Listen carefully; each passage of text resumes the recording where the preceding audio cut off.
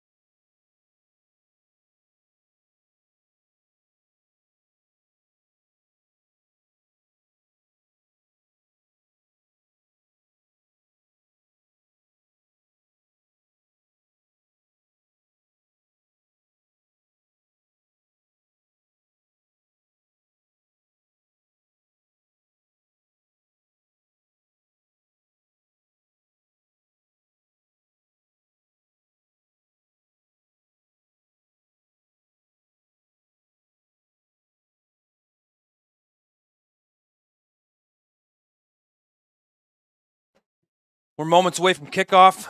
Looks like London won the coin toss and will receive in the north end zone. Before I pass it over to Ron to give us a couple of final thoughts before kickoff, let's talk about an initiative that the Junior Mustangs have today. KJ Cares fundraiser.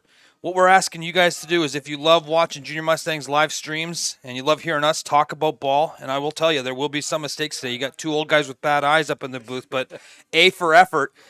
Hit that super thanks button and donate to the KJ Cares fundraiser. It's a fundraiser in place in honor of one of our dear friends and one of the Junior Mustangs founding fathers, Coach Kennemy, who passed away suddenly a few years ago. The money collected will go straight towards helping kids play football in Ontario. And one of Coach Kennemy's, pillars when he was coaching ball was that money should never be an obstacle to letting guys play the game of ball that we love. Guys and gals across the city play football. We want to get everybody involved if they want to play involved. So it's a huge thing today, and we're asking for your support. So go ahead, hit that super thanks button, and don't be afraid to donate. Ron, talk to us about kickoff here. You know what? Essex is going to kick off. Essex is going to be in their traditional white jerseys, black pants, black helmets. Mustangs get to wear the blackout jerseys today. Black jerseys, silver numbers, purple pants, silver helmets. This is really, special teams is a tone setter. So we saw that earlier today. The U14 team, London was really kind of winning that special teams battle a little bit here and there. Especially when you get down to 3-down ball, it is a third of the game. Special teams is a huge factor, and here we go. Junior Mustangs receive the 20-yard line up the sidelines. He's got space just over the 35, would be the 36. The return looks like it was kicked to Evan Vandenbrink, and the Junior Mustangs will come out on offense. 1st and 10 from the 36-yard line on a hot Saturday afternoon at U16 football live from Western University. You're watching on London Football TV, Ron. What do you think about the return? A good return by Vanderbrink. I like how he takes it straight upfield, doesn't try to get too wide or anything else. I'm a big north-south guy, especially when it comes to kickoff. I know there's people that really say, well, let's stretch the field and try to get them on the perimeter. I like the north-south, get upfield. You know, you're not going to make it. That's a linebacker returning the ball there. I'm definitely a south guy in the winter. Try to get down south and get a little warm. Yep. Junior Mustangs 3-by-1 formation in that two-back look that they're so prevalent. You'll see a ton of today. Off tackle to the short side of the field for a loss of 1. It'll be 2nd and 10 here. One thing to note, Ron, we're playing 3-down ball at the U16 level, which for a lot of these guys might be the first time they've played 3-down football. What's the difference between 3-down football and 4-down football? The difference is the yards that you need to achieve on every down. You need to get 4 or 5 yards down to really stay ahead of the sticks and everything else. Those chunk plays become more and more vital. So, like in this particular case, we're looking at after a loss of 1 of 2nd and 11, you're going to have to running 12-yard patterns, and it takes a little bit more time. Douglas in the gun, 2 receivers each side. They release the back to the flats. The flag on the play looks like offside. Could be on the offense, could be on the defensive line. Short gain that won't be enough for first down. We'll see how the flag's assessed. It looks like it's going to be on Essex for a 5-yard penalty, which London will take and replay the 2nd down just a little bit closer, Ron. Well, the first referee pointed against London. The second referee pointed against Essex. It was lining up offside against the Essex Ravens. I think it was the right defensive end that was lined up in the neutral zone. Could have had a face mask in there on the tackle as well. Unfortunately, they'd missed that one. But this is what we're talking about, Sting. Now you're back on track to you can run whatever you want to run. The Essex Ravens have always been a team we're going to play big boy football. We're going to play 7, 8 men in the box. We're going to dare you to throw the ball. Essex is very, very active. They have a big defensive line. Douglas in the shotgun, 2 backs beside him. Takes the snap, turns, hands off tackle. Junior Mustangs nowhere to go. And it'll be a 3rd and long for the Mustangs, and they'll be kicking the ball as they hand off to Cole Summers there, Ron. Yeah, that's the 2nd tackle there by number 42.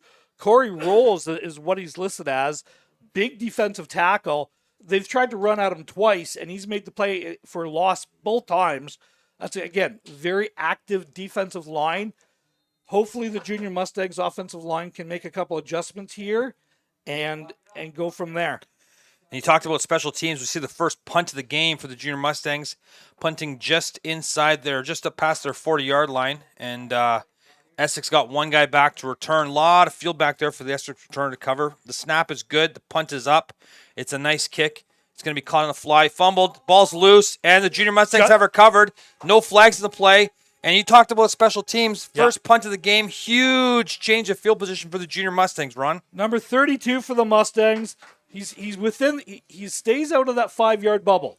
So you want to attack the ball as a returner, catch it in the air, because if you get the guy in that bubble, that's a 15-yard penalty. But you got to secure the ball here, guys. Running up to it is so tough. So big break of the game for the Mustangs. Ball's at the 39-yard line, and let's see if they can capitalize. Harrison Crossan with the recovery there for the Mustangs, who take over 1st and 10 from the 39-yard line going in after that muffed punt return from the Ravens. 3 receivers to the top of the screen for Douglas. He takes the snap. He hands off. Play action. He's going to throw a little screen to the slot. Caught. It's about a gain of 4 yard lines. It'll give him a 2nd and 7 here, Ron. Yeah, really good play design. You see how the defensive ends and everyone else, they're trying to take that run away. You had 2 guys playing on Summers on the inside run. Douglas does a good job of recognizing it, pulling that out, throwing the step off screen. You get a gain of 3 on that play, or a gain of 4. 2nd down and 6, and it should be good to go. 2nd and 6 here for the Junior Mustangs. They're on the left hash in the black uniforms. It's still 0-0 with 9 minutes left in the first quarter. Still a lot of ball to be played. 3 receivers to the top of the screen. London's in a one-back formation. Douglas takes the snap. He's back to pass. He's got receivers open across the middle. Completed for a first down and more. He's got a chance. He's going to hit Isaiah Trotman, and Trotman scores on the mesh play. It could be out on the 1. It was close. Referee had the better angle. We'll give him to it. 1st and goal from the 3-yard line. Douglas found Trotman on that crossing route. Essex looked like they were playing a little bit of man coverage and got caught, and a huge completion for the Mustangs, who are knocking on the door, Ron. That's one of the things. When you start emptying your backfield like the Mustangs did, it forces you to get out of that zone and start playing more of a man coverage. And that's exactly what happened. Trotman, who is by far the most dynamic receiver on the Mustangs team, he loves that underneath pass. Douglas does a good job reading it, throwing it where he catches it in stride, and then was able to turn the corner and get upfield. 1st and goal at the 3. Douglas in the shotgun. 1st and goal from the 3. Junior Mustangs trying to punch it in early. Turns, hands off to Summers. Summers has nowhere to go. Junior Mustangs unable to get a push, and Essex gets a stop there. 2nd and goal from the 3, Ron. 2nd and goal, but I'm also noticing they're sent both linebackers there, so they were coming with 6. They were not allowing the Mustangs to run the ball. That is what the Mustangs want to do. They want to run the ball and establish the run and get play action off of that. So far, Essex is doing a really good job of shutting down the run. I think we've had one positive run, but it was called back on the penalty. So really, you've had no rush yards on 4 carries. At some point, Douglas needs to pull the ball in the zone read play and keep the end, because he's getting no contain. He's got the fullback in the flats on that slip play, and a touchdown for the Junior Mustangs. Douglas, 2, Herb shot, Junior Mustangs, touchdown. That's about as easy as they make them, eh, Ron? Yeah, and see, this is what happens when you start sending more and more into the box to shut down the run. This is what you do. You just slip somebody out. Everyone's eyes are in the backfield, and you miss the guy coming out into the flats. It's an easy completion, and the Mustangs punish the Essex Ravens for the turnover. The little hawk play, as they call it in the London football terminology, that's about as easy as they come. If you've been around London football, you've seen that play once or twice. Junior Mustangs up 6-0 with the PAT pending, and it's up and through. And just like that, London punts on a 2-and-out, recovers a fumble, and 3 plays later, they're up 7-0, Ron. It doesn't get much easier than that when you turn the ball over on defense. Well, it's capitalizing on your opponent's mistakes. That is always a big factor. Matt, we were talking about some of the differences between 4-ball and 3-down and 4-down football. You start to see some of the nuances of 3-down football. Yeah, you get the fullback more involved in the run game, but you got to get him involved in the pass game. And that's what happens. When you still want to shut down the run, you have to commit resources to do that. In 3-down football, it is more likely to get that, that hawk, that little flat under, that people like to call it, or to pull it and take the vertical shot. You've got to remember, guys, it's a long game. It's a hot day, and let's see if the Mustangs can continue. But that's a great job of maximizing the opportunity for the Mustangs. Kickoff from the Junior Mustangs here. De Leon Garza. It's a short kick. Caught by Essex. Up the sidelines. Great return. Really good And return. the Ravens are in business here. First offensive play coming up from the 40-yard line, trailing 7-0 with just under 8 minutes remaining in the first quarter. You're live on London Football TV. Hit that subscribe button if you're watching today. And you got Ron and Matt in the booth. The boys are back, Ron. Happy to be here. Felt a little sad a couple of weeks ago when I heard you on with somebody else. It's like the first time you see your ex with another guy, you're like, oh, my heart. But we're back, and we got Essex London football. Essex Ravens line up 3 receivers at the top of the screen. First offensive play of the game. A lot of motion. Ravens turn, hand the ball off. Some space to the sidelines. And then the defense swarms. Those black jerseys were all over it, Ron. Yeah, again, so you've got that slice action coming underneath. You're trying to run a power play with the fullback coming from the slot all the way across, what we like to call a Bronco. So they're coming up. They're trying to slice that in there and right behind there. But you had penetration from the 3-tech on the right-hand side, and he did a good job of really forcing him back outside and Mustangs were there just to corral them. Don't give away all our code words, Ron. Here we go. Essex Ravens, second and long, back to pass. A lot of pressure. Quarterback is running. He finds the receiver open. Oh, huge completion. First down and more. Up the sidelines. What a play from the quarterback. I don't have his name, but he was dynamic there, scrambling with his eyes downfield and a huge completion. And Essex is going to move the chains and more. We got a bit of an offensive game here so far, Ron. Yeah, number 7, Nolan Gibson is the quarterback for the Essex Ravens. Does a really good job. You saw pressure coming right upfield from the defensive ends from the Mustangs, which has kind of been their calling card all year. Escapes that, steps up, keeps his eyes downfield. Doesn't run, keeps his eyes downfield, and delivers a pass. Great job. Nolan Gibson, the defense of the Junior Mustangs, some fits there with his scrambling ability. Hands off to the Ravens for a short gain on first down, and it's another second and long here. Seems like we're seeing a bit of a theme early, Ron. First down runs, no gain. Teams look to pass on second and long, and the pass game has been where the plays have been made so far. Yeah, that's number 21, Logan Deneau, is the running back for the Essex Ravens. Again, good, tough run. They're going to give him a gain of 2 on that, so we're going to have a second down and 8. Again, that's kind of, both teams want to run the ball. So let's see which one of them can actually establish the run a little bit more. Junior Mustangs bringing pressure here on second and long. Essex back to pass. 3 receivers at the top of the screen. They got a fade to the deep, wide side of the field, and it's incomplete. Flag on the play. I don't know about that one, Ron. I don't know. Ashton on the...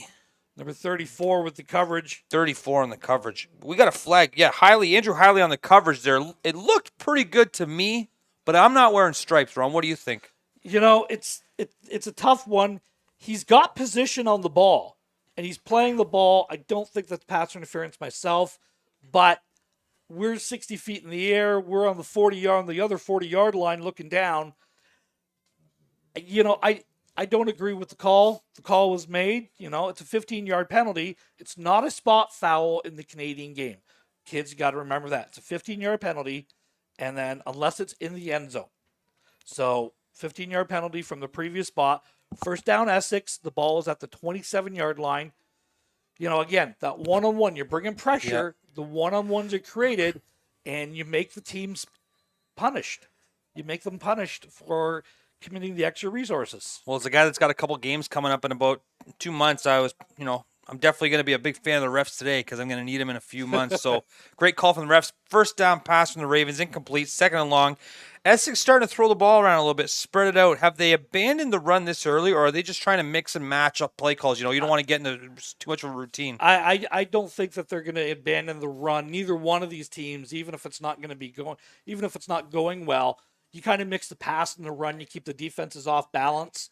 You know, you want to avoid the second and longs where the Mustangs like to feast, and they're going to bring pressure, and it's just where it's going to be coming from. 3 receivers to the short side of the field today for Essex. A little hitch screen being thrown, caught. Defense swarms. That's going to be close, Ron. The second effort might have got the first down, and if not, it's going to be close enough that somebody's going to have to make a tough choice here. What do you think? I think you got a 3rd and 1 by the spot of the ball. Looks like we made it to about the 18-yard line. You needed to get to the 17. That's exactly what the spot was. You had a chance to make the tackle earlier, but again, keeps his legs driving, slips it off, and Essex is going quick here. I love the call to go for it on 3rd down. I mean, I would have definitely kicked it because I'm super conservative, but kudos to Essex for going for it. 3rd and 1 here. Quarterback sneak coming. Looks like he got it with a second effort. And big push, brotherly shove there. Looks to me, from my vantage point, first down Essex. Yeah, they needed the 17. They gave him the 16. It was that shove at the end there that made it go through and got the first down. So it is a first down for the Ravens. Both teams are driving the ball after, that quick 2 and out for the Mustangs settled in. Essex is doing a great job. This is the first time that they're holding the ball today on offense. They're doing a really, really good job. Very dynamic offense. Sustained offensive drives for both teams here is the key. Ravens back to pass. Got a receiver on the corner route. He could have him there. Defensive back was a little bit twisted. Throw was off. I like the concept, Ron. What'd you think? What'd you see there? Well, they're trying to get the corner. You got a little hitch going on with number 23. So you're trying to draw the corner up in coverage. He's playing a straight cover 4 zone on that. So he's going as deep as the deepest man, and he plays his responsibility well. Then you're trying to get that second guy trying to run that long out. Little smash concept, they call it, if you're a fan of the Madden video games, Ron. I don't know if you're a big video game guy like me, but smash concept there. Essex Ravens 3 to the top of the screen on second and goal. Second and long here. Another fade route to the short side. Junior Mustangs defensive back is there. Intercepted on the tip, and we got a return here. I would have taken the knee to get the ball in the 25, 35, but he's out, and he will be tackled at the 20. Great return there. Ron, what'd you see on the coverage? So, again, they're playing that zone coverage there. They're dropping. This time they don't bring an extra man. So they keep the safety back there. Number 2 tips it up. 5 comes up, takes the ball out. And you're right. I would have taken the knee at that point, get the ball at the 35.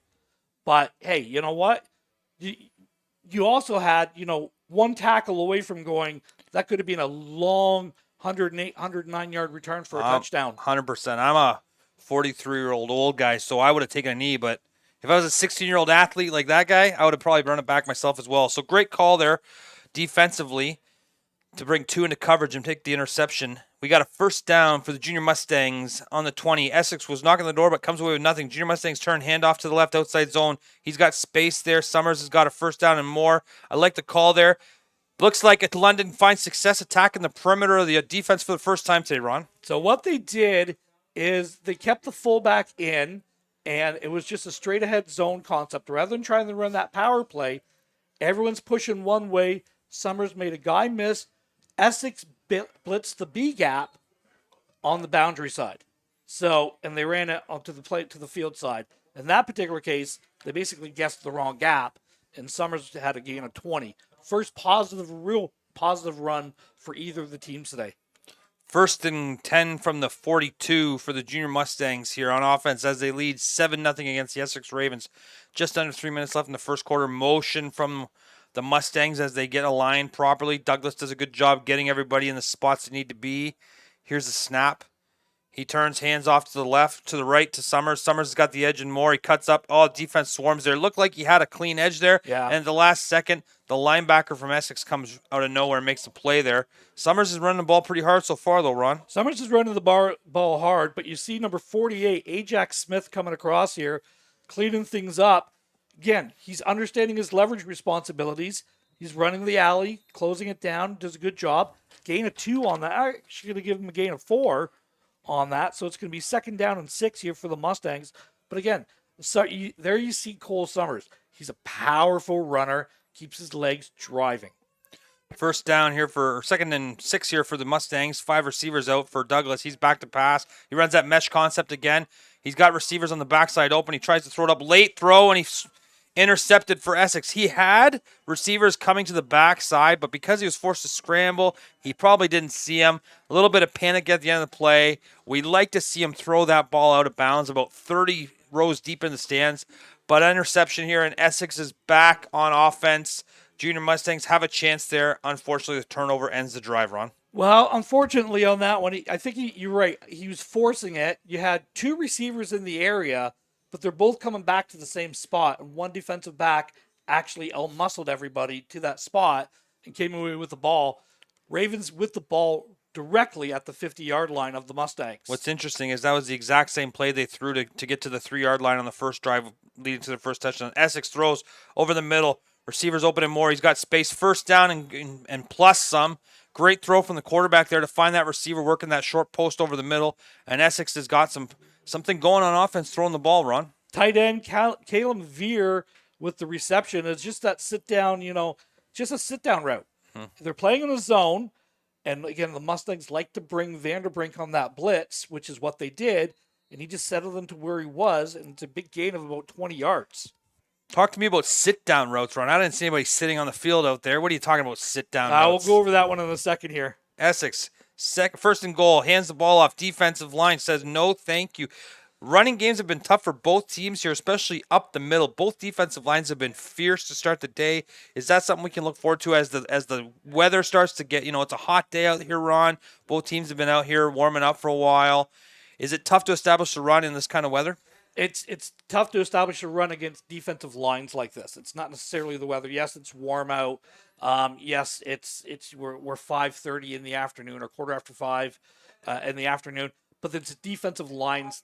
There's stud athletes everywhere on both sides of these ball. Second and long for the Ravens. Here he Roll out comes. off the edge pressure there from Colson Gray, and the Junior Mustangs have a sack, forcing a third and long for the Ravens, and they will likely have to punt the ball away. Essex looked like they rolled right into the edge pressure. Yeah. When a team rolls into, on such an obviously unblocked defender, is that just kind of a good guess, or is London seeing something there maybe on film where they say, hey, situationally, Essex wants to run the sprint out on second long run? Well, again, we're not seeing the film, so, is there a tendency of the quarterback rolling out to his right more than his left? He is a right-handed quarterback at this age. It is easier to run the ball and throw it to your right side than it is to your left. Have to cross over your body and flip your hips. It's tough for a kid to do. Probably a film thing, but they just brought the pressure. It might have been the right call in that particular case as well. Essex will punt the ball just past half. High punt, hanging punt. It's going to bounce into the air. Picked up by Trotman.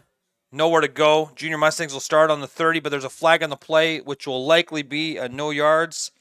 Talk to us about the no yards, Ron. So there's two no yards calls in the Canadian game. There's a 15-yard penalty and a 5-yard.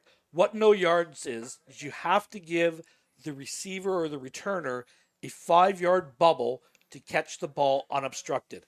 The 15-yard penalty happens when the ball is caught in the air and someone's caught inside that bubble. A 5-yard penalty, which this one is because the ball hit the ground first and then he picked it up. So that is the difference between the 15 and the 5-yard and the no yards call. Now, we were talking about sit-down routes earlier.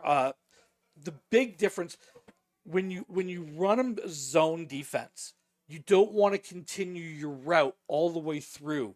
Sometimes there's holes in the zone, and what we say a sit down is literally just stop running into a defender, understanding the spacing of the zone, and making yourself available. What we say, sit down, make yourself available to the quarterback, which is what happened on that other one.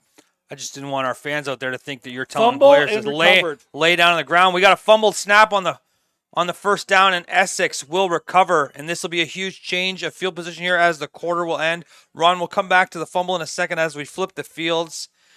Just want to bring a reminder to your attention that today we're taking donations for the KJ Cares fundraiser drive. KJ Cares is a fundraiser in honor of one of our dear friends, London Junior Mustangs, former I guess everything. He did it all. He coached, he managed, he ran the concessions, he picked up equipment, he did it all.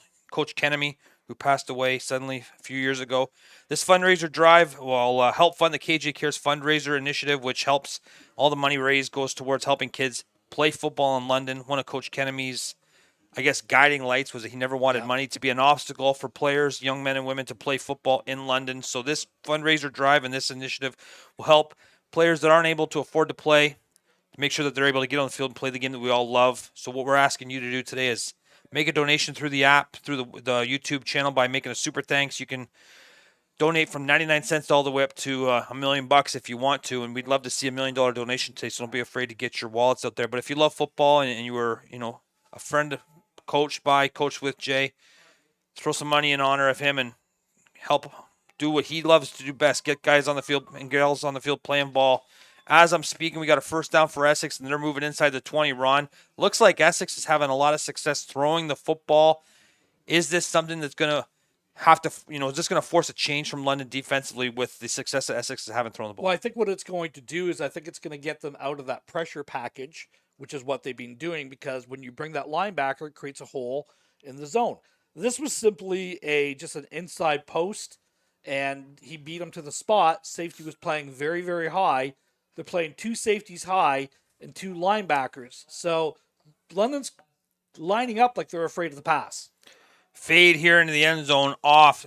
They're having most of their success, Essex, throwing the ball underneath. They've missed on some of their shots. They're fading that corner in the end zone. When you're having trouble throwing deep, but you're having success throwing underneath, is it easier for a defense to kind of sit on the underneath routes? Well, yeah, when you're playing defense, you want to. The rule of thumb is you want to keep everything in front of you. You don't want to have someone going deep or something else. And if they are going deep, you want to force them out towards the sidelines and use that sideline as an extra defender. So Mustangs are doing good, but again, they're in that too high safety look. Second and long here. Essex throws the fade in the end zone. Again, looks like they're trying to attack that field or that wide side corner, throwing those fades when they're isolating 3 receivers to the short side of the field, putting 1 receiver out in the wide side of the field and saying, hey, we're going to take the one-on-one and we're going to throw our shot and we think our guy's going to make a play. Now, what I'm seeing from London is when Essex is putting 3 into the short side, 1 into the field, London's saying, we're not going to give you the one-on-one. We're going to keep 2 guys out there. Yeah. That creates a situation where you're short a man in another spot. Unfortunately, Essex hasn't been able to take advantage of that short spot.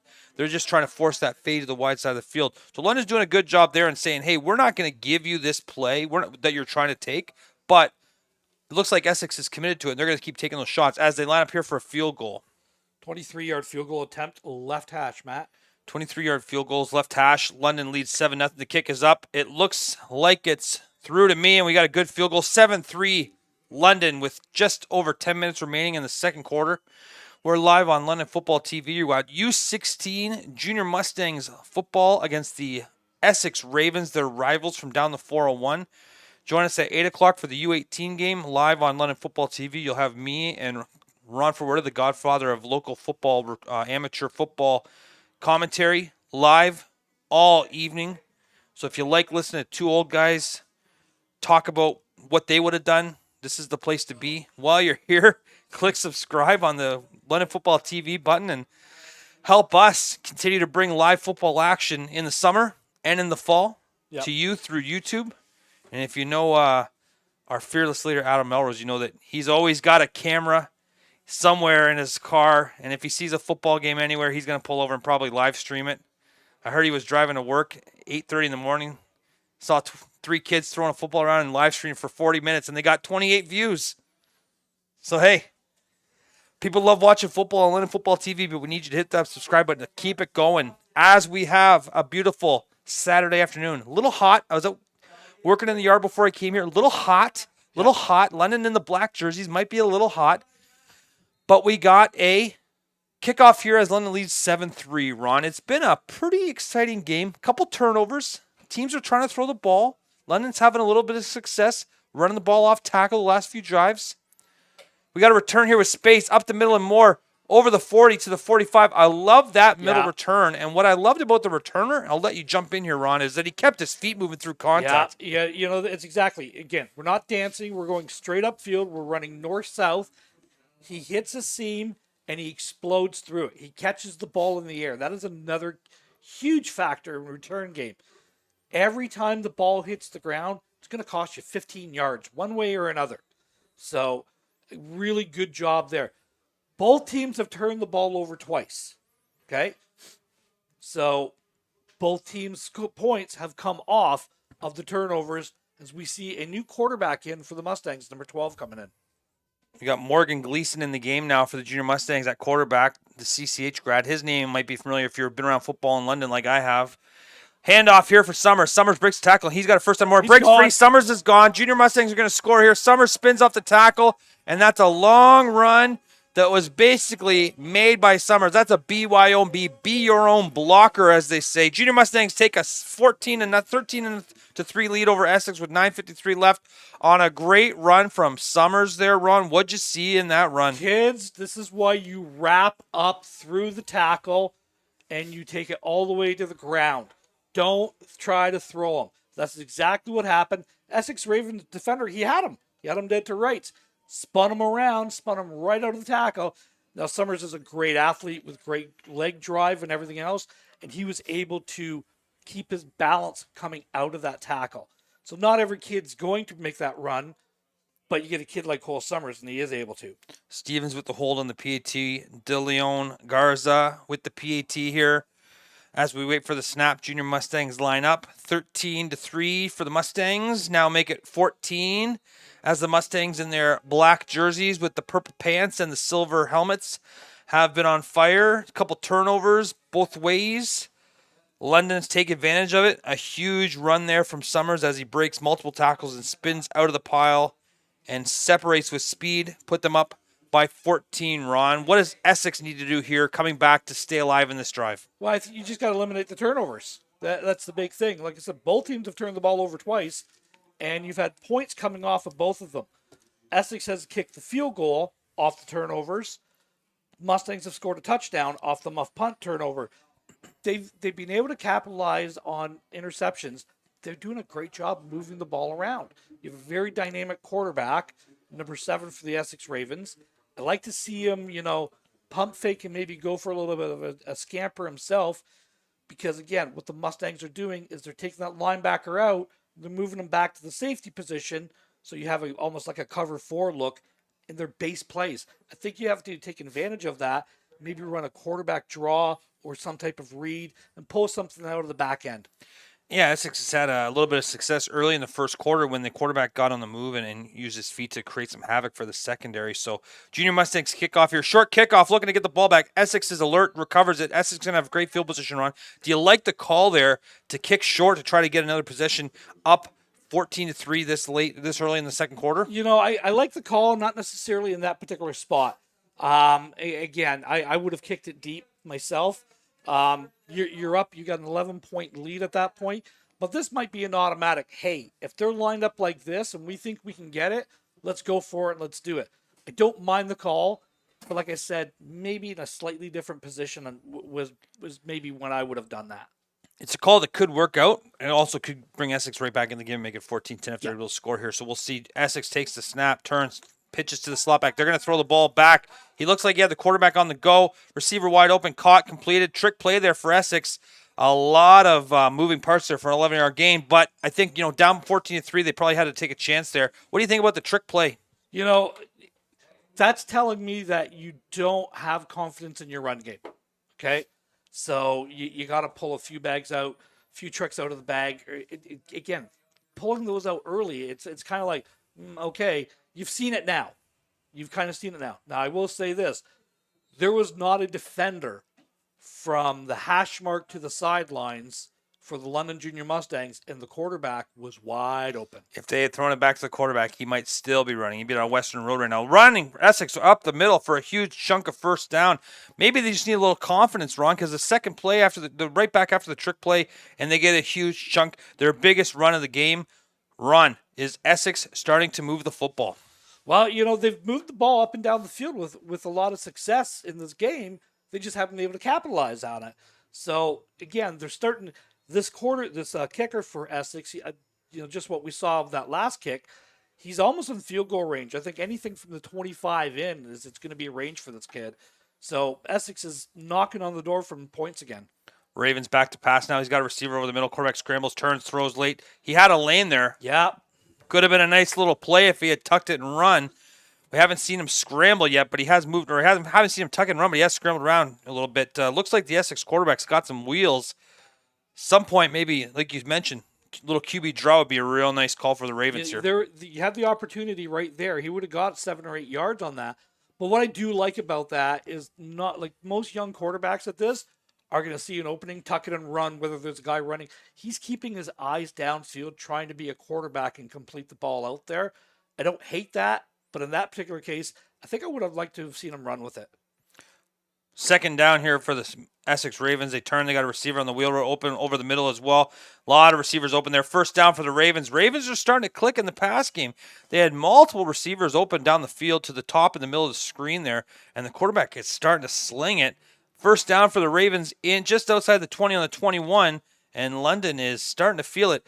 Do you look back now and say, hey, you know what? Maybe we should have kicked it deep after getting up 14-3 here? Well, you live with your decisions that you do in the moment, but again, like I don't know if I would have short kicked it in that spot. Essex has been moving the ball up and down. Let's see if they can capitalize and get the ball in the end zone for a major today. I'm definitely going to second guess. It's so easy. Yeah. It's so fun, too, especially when you're not one to make there a call. There we go. QB scramble here, wide open. He's got space to go. He slid out.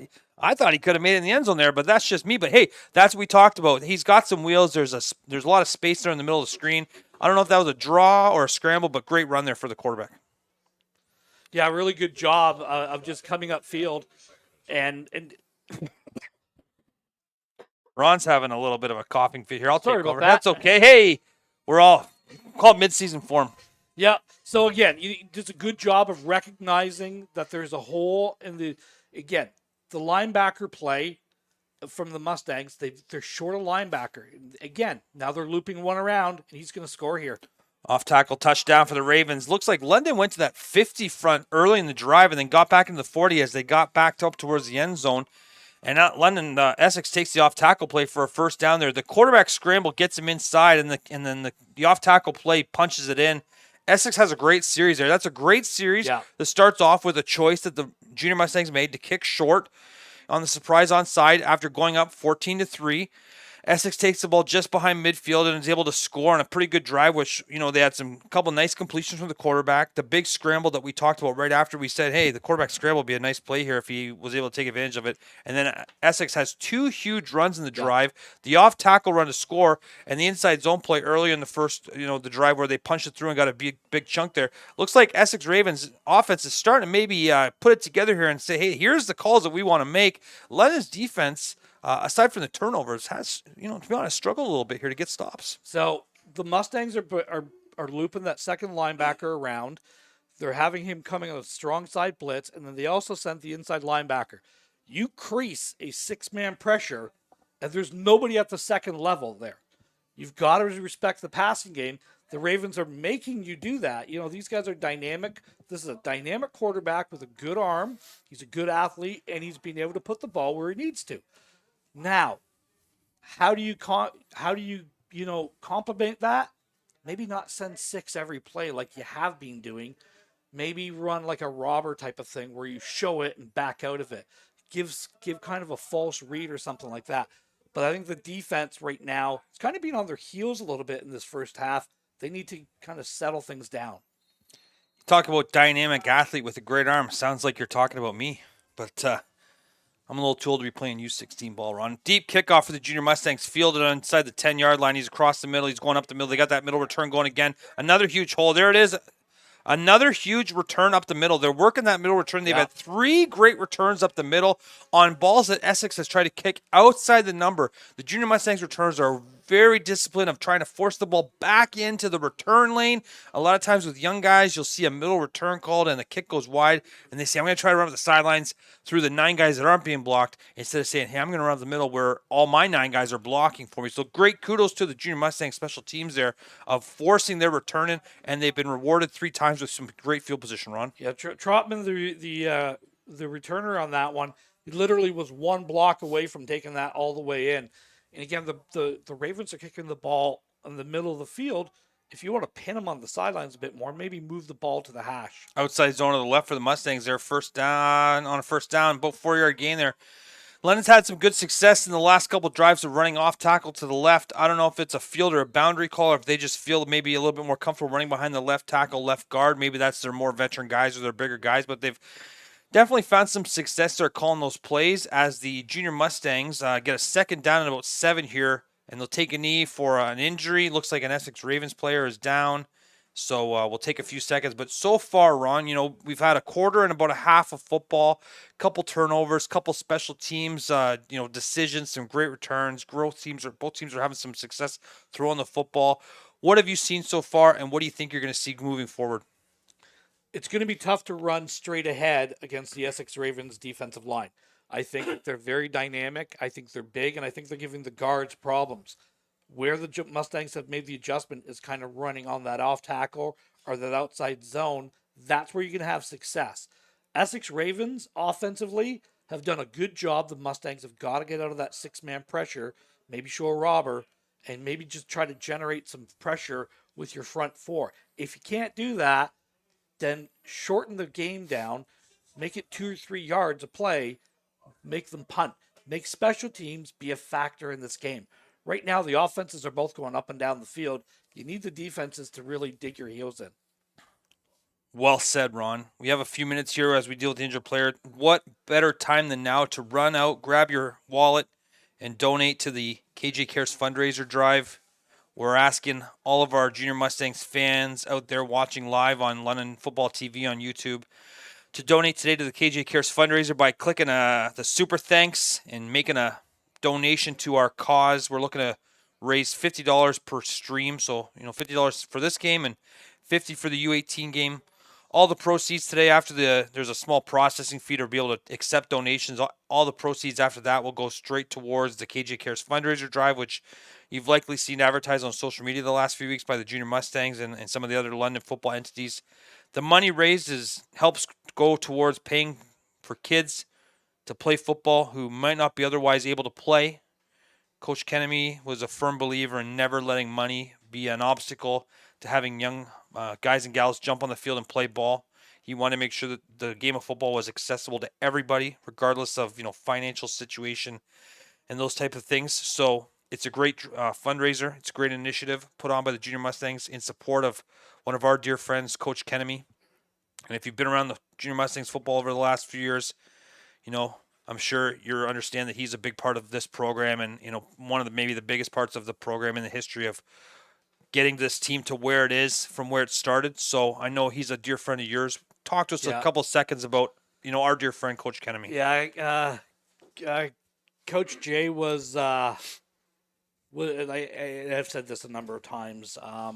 He was probably the best human being I'd ever met in my life.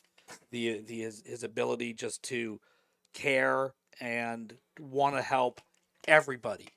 Gave opportunities to people that I to this day I don't understand why he gave me an opportunity to start doing this. But 9 years ago, he's like, "Hey, jump on a call," and 9 years later, we're still going strong at this. But the KJ Cares, and I've seen it firsthand. And I'll never give a name of who used it or didn't, and that's irrelevant. But it was hundreds of kids over the past 10 or 12 years who, hey coach, I can't play this year. I'm going to be short. He'd always just say, "Don't worry about it. We got it." And you'd find a way of sponsoring, and between donations of parents, and now we're trying to keep that legacy going. I know at the Hub they have a big thing today, the KJ Cares, where they're like donating merchandise sales and stuff like that too. The proceeds are going to that. So this is really, really a big thing. And again, against our rivals, but our very respected rivals against the Essex Ravens, this is the ideal day to do this. I agree. Junior Mustangs second and short here. They got a first down coming on a offside, but they'll take the play on a completion. So that's a situation here where London draws them offside on the hard count, and they probably have some kind of, decision there where, hey, if the defense jumps, we're going to snap the ball because we know we can take that deep fade, throw the ball deep, take the shot. And, worst case, we throw an incompletion or it's intercepted, we'll just take the offside penalty. But if it's caught, we decline the penalty and take a first down. Now, it looks like the ball might have been ruled incomplete here. No, they're completion. They're giving them the spot at the 25-yard line. So, what a play there on the hard count from heads up quarterback play. Holy cow! Well, what do you expect from a coach's kid? Yeah. A guy that's probably been around football since the first day he was born. To have a heady play like that. Gleason with a great throw on a heads up play, and London has now moved inside the 25-yard line with first down for the Mustangs as they lead 14-10. You're watching U16 Junior Mustangs football on London Football TV. Hit that subscribe button if you're enjoying what you're hearing, and hit that subscribe button if you don't like what you're hearing. Hit it in spite. Junior Mustangs hand the jet sweep off. Wow. Essex defensive end comes through. Nowhere to go. It'll be second and long for the Mustangs here, just inside the 25. Like I said, if you don't like what you're hearing, if you hate hearing my voice, hit that subscribe button in spite and really show me by subscribing. Let's get more subscribers on so we can continue to bring live football action in the summer and fall on London Football TV. One of the most underrated YouTube channels, I think, on YouTube, London Football TV, always doing a great job. Every year, Mr. Melrose has another great idea. Last year, he had the live high school, commentary show. Yeah. We'll see what he's got up his sleeve this year. Second and long for the Mustang. Gleason back to pass. He's got fullback in the flats. He's going to be breaks a tackle. He's got some space. That could be close. It'll be probably about 3 yards short. Yeah, he's gonna be about 4 yards short after that loss on the 5 on the jet sweep.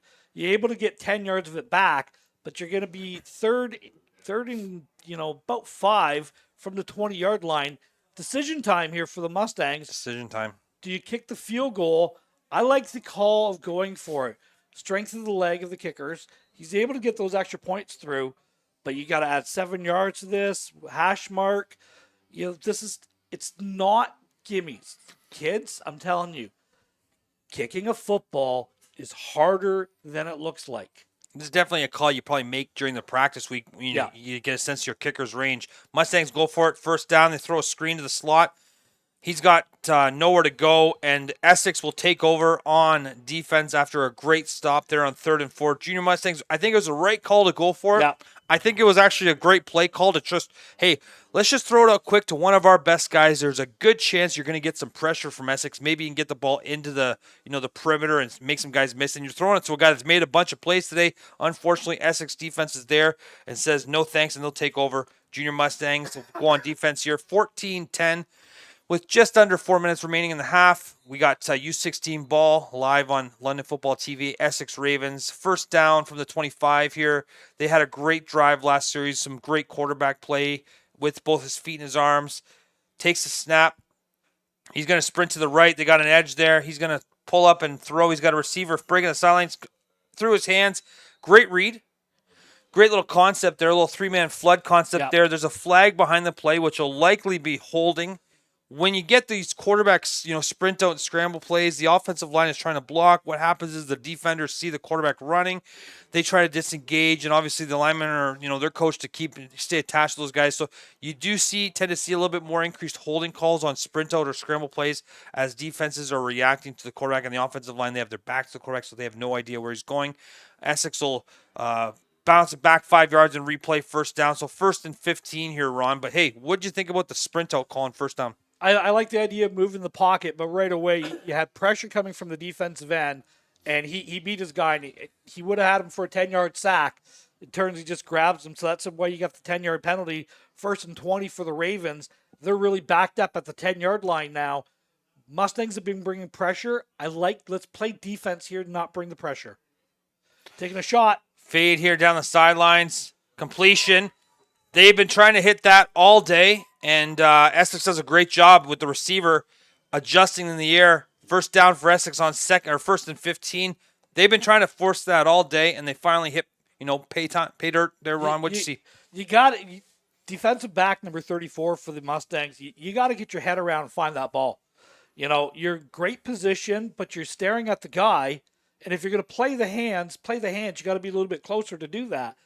But he doesn't go after the player. He allows him to catch the ball. Now did have that pass interference earlier, so maybe he's a little bit gun shy on that. But you gotta be up a little bit closer on that. Tight front here from Essex. Tight front there from London. Essex tries to run off tackle. Defensive tackle there says no thanks. He's able to get through, and that's a first down loss. It'll be 2nd and 11 there for the Junior Mustangs. Yeah, number 54 for the Mustangs, just right through the B gap there. Nico Ferreira. Wrapped him up, nowhere to go. Nico Ferreira says no, thank you. And that's a really young. That's a first-year JV as well. That's coming up from that Bantam team that went to the finals last year. A lot of those kids came up. And you start to wonder at some point, after a couple tough losses, which they have had, what's the resiliency of a young team? And against Essex, this is a big test for them today. 2nd and long for the Essex Ravens here. They love to throw that 3-by-1 fade into the field, but they're going to throw the short side little tunnel screen there, nowhere to go. Essex, what I'm noticing about Essex offensively is they're running a lot of 3 receivers in the boundary, which puts a lot of bodies in a small space. They love to compress their formations. They do a lot of stuff where they bring their 3 receivers to the wide side of the screen, all inside the far hash. They're kind of playing like tight phone booth football. I'm not sure if that's the best approach when you're trying to throw the ball downfield. You might tend to want to throw it, but I mean, this is just opinions here, Ron. I'm just a guy, right? But what are your thoughts on some of the formations and the tendencies you're seeing from the Essex Ravens so far? They're trying to get that one-on-one matchup, okay? So they're trying to get you to overload your defense and get that one-on-one so you can take those deep shots. Pressure coming on the punt here. Got out of the way. Great punt. It's going to hang up tall, out of bounds. What a punt. That'll flip the field position. We have seen a huge chunk of field position change for both sides in the punt game so far on. And one of the things you did mention during our pregame was that special teams is going to be a huge factor. What have you seen so far from the special teams from both sides? Well, the fumbled punt return early was definitely something that hurt the Ravens. But since then, they've really kind of settled down on that. I think the kicking game is advantage Essex from what I've seen on the punt and on the field goal attempts. Just strength of the leg and everything else. The Mustangs need to get a drive going here. I'm just, let's get one going. Summers off tackle to the short side of the field. He's going to have 5 yards on first down. 2nd and 5 here for the junior Mustangs. Gleason is in at quarterback now for Douglas. Not sure if there's an injury or a coach's decision. Douglas did start the game. Gleason's come in. Made a big throw on that hard count earlier. 2nd and 5 here. Summers has been kind of the workhorse for the junior Mustangs so far. They're starting to find some success off tackle after the first couple drives, felt like they were prodding a little bit between the tackles. We're under 2 minutes left here. Junior Mustangs trying to punch one in before halftime, leading 14-10. Just shy of halftime. U16 Junior Mustangs football led it up 14-10 over Essex. Gleason takes a snap. He's going to back to pass. Got a tunnel screen and a go. They were trying to throw that pump and go to the boundary. Gleason's going to scramble. He will be short of a first. You know what? Gleason might just have been a hair short. They had been throwing that tunnel screen or that little quick screen to the wide receiver earlier in the game. Here it looks like they design it where they're trying to show the same look, but they tell the slot, hey, we want you to fake block the corner and then slip up field. He actually came open in a window. Looks like Gleason had a little bit of pressure in his face, not able to find him, and intends to scramble. 3rd and 1 here. This is a hard decision, Ron, because you want to go for it, and there's a lot of things inside you that are probably saying, hey, we should go for this, but backed up, inside your 40, up by 4 with 1:39 left, and both teams having 2 timeouts. Do you go for this or punt it? And as I say that, we see a late substitution for London punt team. I think I like this call, to be honest with you. As a guy that's coached a little bit of ball, I think this is the right call here. And the hard part of this is, you tell me if you agree with this. There's a lot of things inside you that are saying go for this, right? Yeah. But there's one thing that's probably saying punt it, and that's got to be the old brain. So great call from Coach Bleska here to, punt the ball and play safe. I don't think anything good happens here if you don't get it. I think you could put yourself in a lot of bad situations late in the first half. Yeah, you're on your 41-yard line. I'm telling you right now, if the ball's on the other 41, I'm going for it. Okay? 100% going for it. You've given Essex opportunities in this game, through a couple turnovers.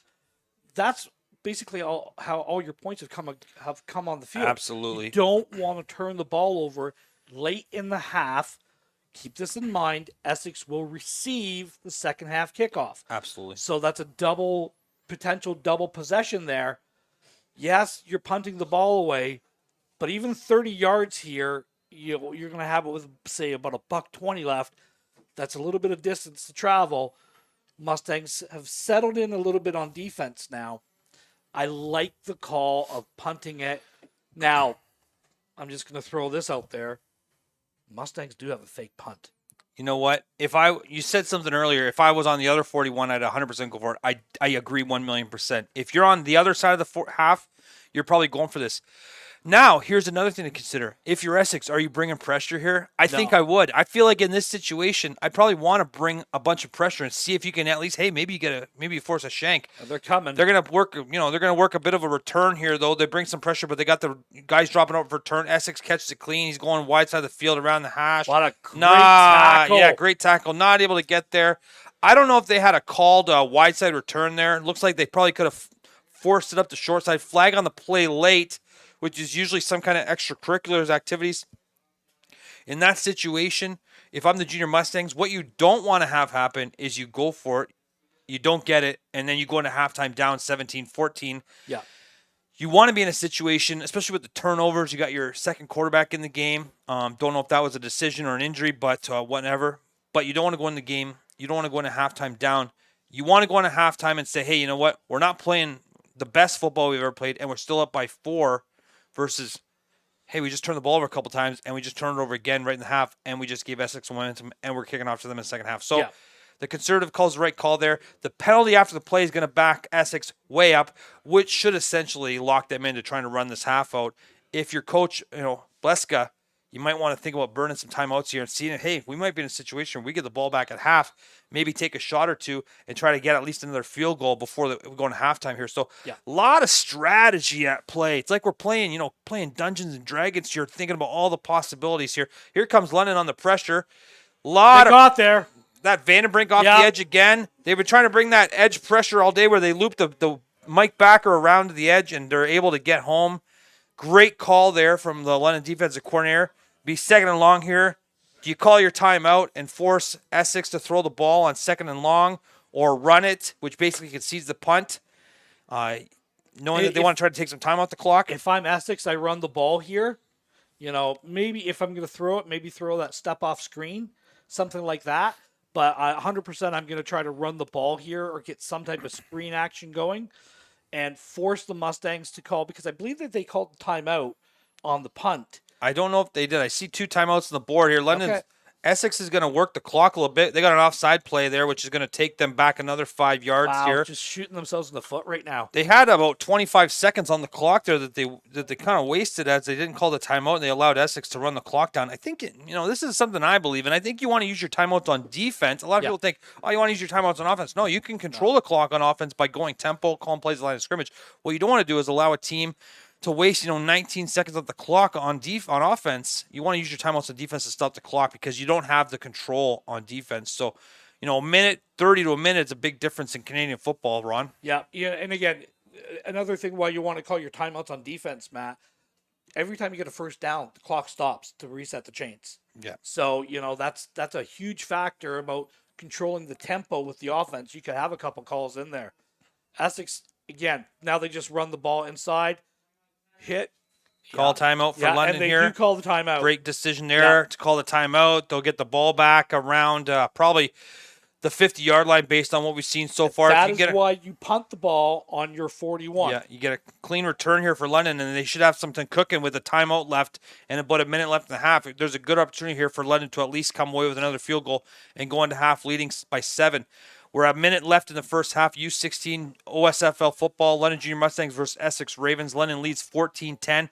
Game of turnovers, I think 3 turnovers each, 2 turnovers each first half, a couple interceptions. Both teams have fumbled a punt. Essex fumbled the first punt of the game, which allowed London to drive it and punch one in. London fumbled earlier. We had a tough decision late, about a minute and a half ago in the game clock where London had a 3rd and 1 from their 40. Thought about going for it, elected late. Coach Bleska decided to punt it. They ended up getting the ball back on a fumble and really just, has changed the momentum of the game. So it's been a game of special teams, turnovers, and big plays here. London's found some success late running the ball off tackles. Summers has been a workhorse for the Mustangs. Essex has had most of their success throwing the football. The quarterback's been dynamic. He's been scrambling around. He's made some big plays in the air. They hit a big fade. They're starting to get the run game going the last couple drives. Defensively, both teams a little, I think it's fair to say, a little struggling. Maybe it's just a case of, 2 good offenses are having some success today. Coach, do you give up the deuce here on the 10-yard line? You know what? I think I probably punt this away if I'm Essex because the wind is at your back. What little wind there is. Yeah, I think I probably punt it away. Count. Time count. Interesting call here. I would probably punt this away and force London to have to earn the points versus give them the 2 points and the ball. Now you're punting it in your end zone instead of at the 5-yard line. This could change it. Yeah, the penalty might change it. Now you may consider giving up 2 if you feel confident about it. I'm giving up the deuce here because you get any type of return, you're going to have the ball at the 35-yard line. First, here's the difference, I guess, if you're asking my opinion. If you can hold them to a field goal, it's only 1 point, but there's a chance you could come away with not allowing any. Essex is going to give up the 2 here, so they've made the decision that Ron made, and they're going to kill as much time as they can. I'm not as convinced that it's the absolute must call. I think you're not going to be wrong either way, but if you decide to punt that and play defense, especially if you think you have a good coverage team, I think you could make an argument that might be the right call as well. Obviously, the downside is London punches a touchdown in and goes up 24-10 here. But essentially, London will go up 16-10 and start a drive after the kickoff, deep in their own territory, pending a big return here. So these are the decisions you got to make as a coach, and you're making these in real time. There's no pause button where you can go upstairs, refill your glass and kind of decide, hey, what do we want to do here? We're not playing Madden. This is real hard-nosed football, and we're in real time, and the pressure's on. There's, the stands are packed. Everybody thinks that they're going to make the right decision here, and we're up here playing second-guess football, which is the easiest football to play. That's why I do this. That's it, Ron. But at the end of the day, hey, everybody's out here working hard. Junior Mustangs are up 16-10 here. We got great coaching staff for both teams. You mentioned something earlier, Ron, about, if you're from London, you don't like Windsor, but you sure do respect them. Yeah, they're a great opponent. You hate playing them, but you love playing them because they're going to bring out the best in you. First down here for Morgan. Gleason turns, hands off, nowhere to go. Junior Mustangs are going to be a second and long here. The clock will run, assuming Essex doesn't waste their timeouts, although they have two. We'll see how Essex wants to play the end of the first half. If they call a timeout here, they're taking an aggressive stance. If they don't call timeout here, they're probably conceding the halftime and just letting both teams go to the dressing rooms with a 6-point lead here. Summers is being sent off the field, likely for some kind of a helmet violation here. 2nd and 12 here for the Junior Mustangs. Gleason in the huddle. Gets the signals. He's going to call the play. Essex calls a timeout there, so the clock is stopped. So now you got to force London to, do you go for the first down or the clock is not, no timeout was used. So the clock will run down. Looks like both teams are content to go to halftime. Like to see London let the clock run down a little bit. They're going to throw a mesh concept here. Same play they threw earlier to get the big chunk. Gleason scrambling. He's going to be tackled well short of first down. Yeah, that's smart to stay in bounds. Smart to stay in bounds. And now you're going to let the clock run down to if Essex doesn't call a timeout, London should let the clock run down to 6 seconds, call the timeout, and then just punt it out of bounds and get out of the half. Essex could call a timeout and force London to kick and send some pressure. Essex just called their timeout. Well, there you go. So Essex is going to call timeout. They're going to probably bring some pressure here, see if they can get a block. If not, they'll have maybe 1 or 2 shots at the end zone pending the return. Worst case, you don't get much and you run the ball twice and you get out of half. So there's a lot of scenarios here at play depending on what happens with the punt and the return. A lot of strategy involved in these games. These late, they say the last 2 minutes of a football game in Canada takes an hour. It's like watching NBA basketball. Well, yeah. Last 2 minutes take forever. It's been a very typical Essex London Junior Mustang matchup today. Mustangs turn, punt. Good punt. Going to hang out of bounds. Great punt. Be 45-yard line going in with 20 seconds left. No timeouts for Essex. So what do you do here, Ron? Do you take a shot or do you say, you know what, let's just go in half and reconvene? I want to take a shot. I want to take one shot, okay? If I complete it, let's go. Then we got game on. Maybe try to get that lazy mesh where you get someone just to sit in that empty zone. If they're playing that cover 4, and that window seems to be about 12 or 15 yards upfield, break a tackle. I like that idea. You've taken a shot downfield 3 or 4 times in this game, hit it once and got the penalty once. Mm-hmm. So you've got some opportunities there. I like the idea of taking a shot. I think you've got a very dynamic quarterback. We've seen he's got an arm on him, and he's an athlete. I like the idea of doing something. But again, they're just that reduced front that Essex is playing, forcing everybody inside. A lot of tight, compressed formations. Essex back to pass. They got a post right over the middle completed. He's down for a first down. The clock will stop at 16 as they reset the chains. If Essex hurries up, they got 2 plays left in them, and then you could still maybe kick the field goal as well. You got an injured player on the field, which will stop the clock until the ball's set. This helps Essex. Yeah, this absolutely helps Essex. Again, good. Just that sit-down mesh concept that we were kind of talking about. Does a really good job of just high-pointing that ball. Great day here today. It's warm. It's warm in the booth. The AC is not working on this side, kids. So you got a couple old guys up here. A couple old guys up here sweating a little bit. Sure wouldn't mind a little bit of air conditioning. So if you got a couple portable machines, don't be afraid to bring them up to the booth for the old boys up here talking ball and telling everybody what they would have done. I'm playing a game of what I would have done. That's what I call it. Hey, what are you doing today? Going to watch Junior Mustangs game, play what I would have done. Or I just tell everybody what I would have done instead. But Matt, I was talking about kind of a typical Essex London game. Yeah. They're usually decided by a play here or there. Yeah. And it's usually a hard-fought defensive line type of game. That's exactly what we've seen. Number 42 for the Essex Ravens, for me, has been the best player on the defense so far. Yeah. And that is Corey the Rolls. linebacker. He's making every play. The 3-tech. He's beating his man consistently every play. So nickel package here for the Mustangs as they got 2 defensive backs deep. Oh, it looked like he had the interception. They threw the ball to that split safety. Flag on the play on we're going to call pass interference here for the guy coming in trail. I'm not sure if I agree with the call, but again, my angle is a little bit obstructed by the distance here. I'm not on the field.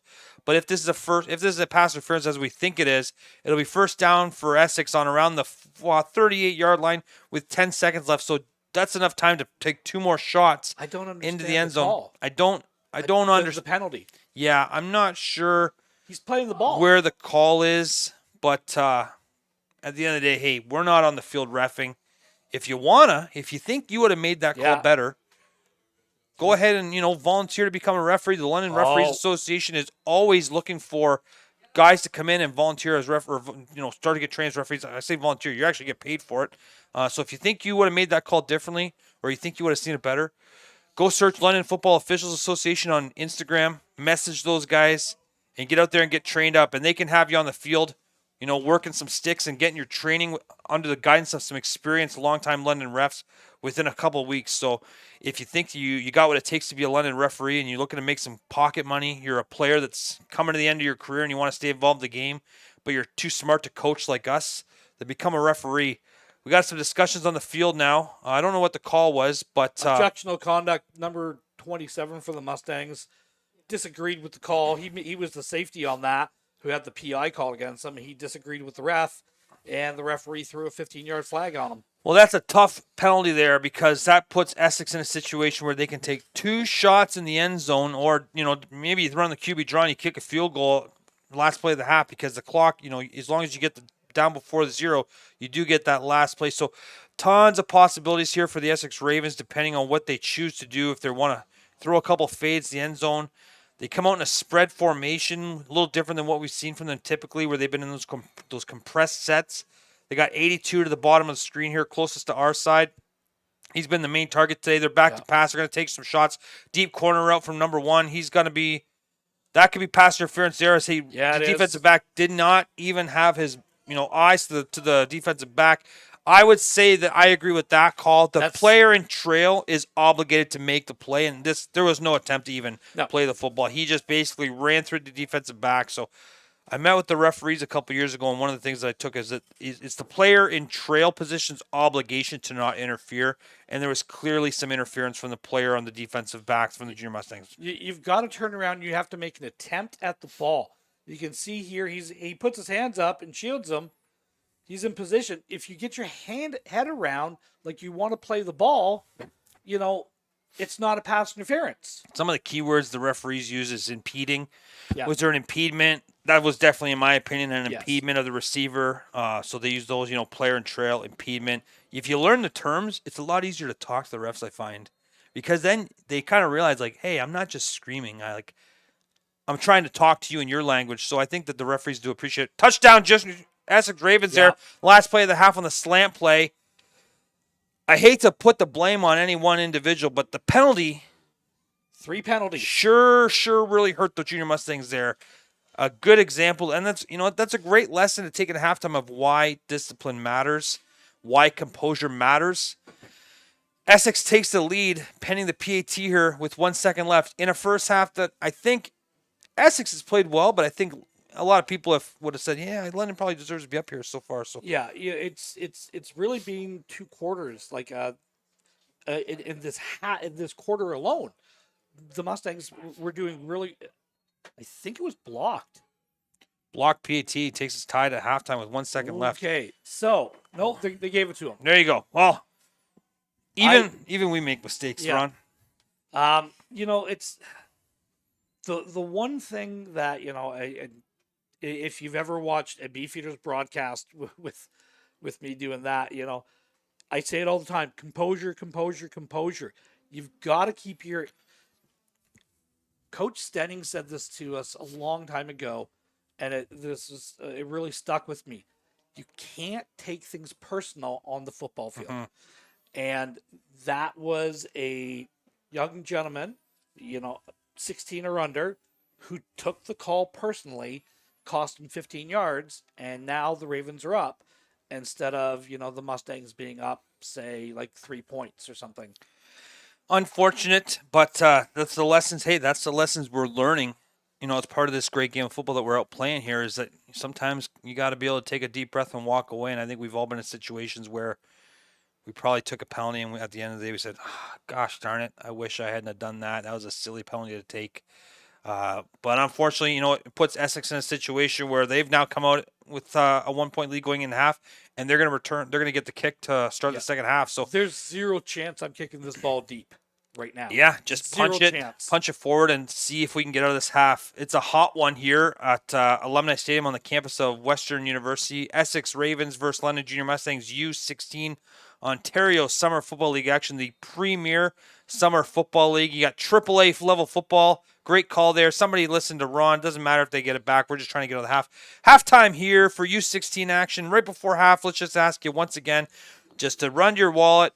Come on back, click that super thanks button and donate to the Support KJ Cares fundraising drive. All the money raised today after some of the expenses required to run this fundraiser through YouTube are going to go to help covering the cost for some kids who might have some financial issues to play ball. It's a great fundraising initiative named after our dear friend, Coach Kennemy.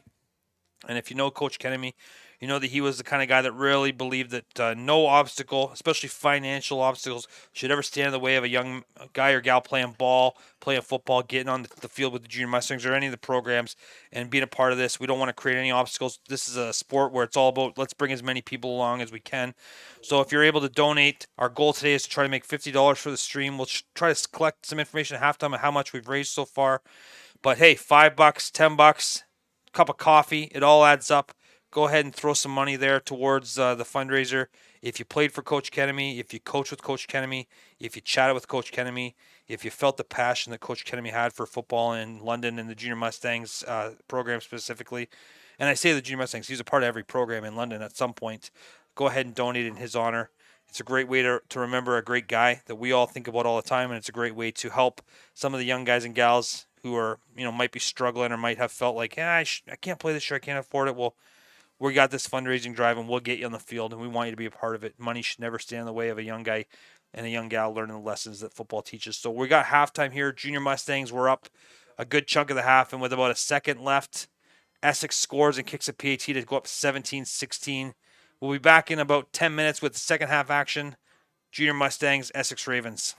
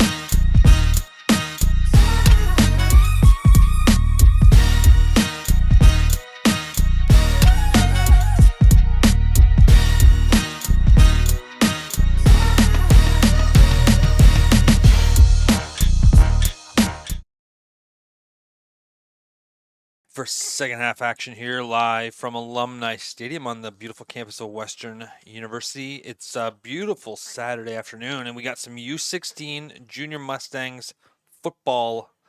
Essex Ravens are down all the way from Windsor, and they took a 17-16 lead with 1 second left after a first half where London controlled from the first drive all the way to the end of the first half on the scoreboard.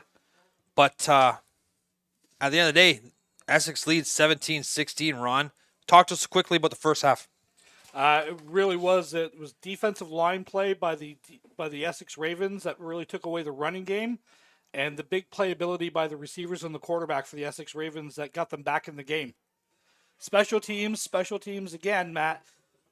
The kicking game has been the stronger leg has been on the Ravens, but the coverage has been definitely there for the Mustangs. Essex Ravens will take over first down from the 30-yard line pending the injury. They lead 17-16. Huge penalty on a second and long for the Junior Mustangs that kept the drive alive, and a couple plays later Essex punched it in. Was kind of the turning point of the game so far, and bunch of turnovers. We had a couple muff punts, a couple interceptions. We've seen some quarterback changes for the Mustangs. The Essex Ravens quarterback's been, pretty dynamic when he's tucked the ball and run around a little bit. That's been, few and far between because there's some plays to be had there, but he just hasn't been able to get outside the pocket. Both teams have really struggled to run the ball between the tackles. Seems like London's found most of their success running off tackle, the outside zone play. Essex has broken some big runs and they've had some big chunks, but they've kind of been sporadic at best. Got an injured player here on the field. Hopefully nothing too serious, but looks like it might be a couple seconds before we're able to get back to some play. We got a U18 game coming up tonight, Ron. Talk to us about the Junior Mustangs U18 while we have a few seconds. Coach Mills will be in town. He's actually already here. We saw him down in the north end zone, seeing how the game was going on. Again, it's just kind of reiterating what we said earlier. You throw the records out. Throw the records out when it comes to the Essex Ravens and the London Junior Mustangs. You're going to get the absolute best out of both these teams, and it doesn't matter what the record is going into the game. It's going to be a close game. It's going to be hard played. It's going to be physical, and it's going to come down to the trenches like it always does. Always does. Anytime London and Windsor battle in a sports contest, there's going to be some bad blood and some hurt feelings at the end of the game. But we got a great one tonight coming up at 8 o'clock live on London Football TV. If you're watching us live today on your television screen, we've been asking for all of our fans and supporters out there to donate to the KJ Cares fundraiser drive, which is a fundraiser in memorial of our dear friend Coach Kenemy, KJ Kenemy. The proceeds raised not just today but throughout the course of the summer will go towards the KJ Cares fundraiser, which helps assist players in need to cover the fees to be able to get them on the field to play football.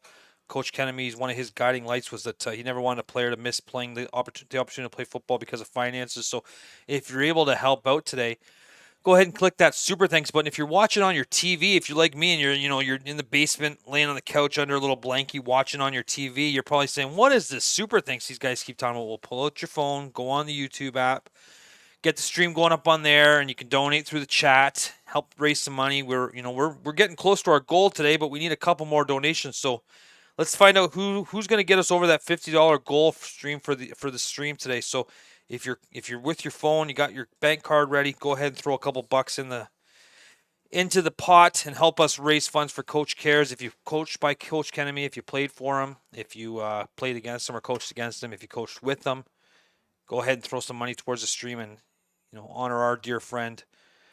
But as we're back on the field today, we got a great U16 game in front of us.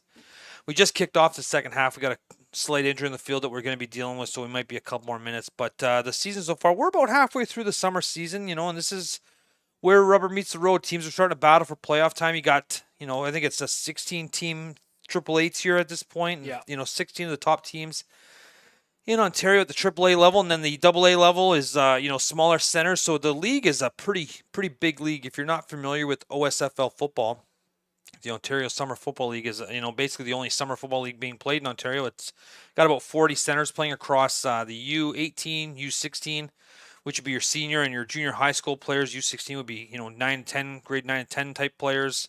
You got U14, which would be your grade 7 and 8s for the most part. U12, which would be grade 5 and 6s, and then the U10 level. There's I think it's U19 and U16 at the female divisions.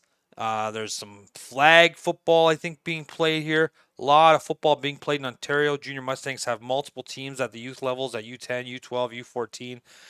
And then at the U16 and U18, they have one team each. Hundreds and hundreds of players in London playing ball through the Junior Mustangs football program. So it's a great program, well run, well organized, very professional, great structure. So if you're interested in playing football, or you a young guy, you got a young guy or gal at home who's never played football before, but you're looking to get involved, keep the Junior Mustangs in mind for next year. Tryouts usually start in April. They have some camps to start, right after the New Year's.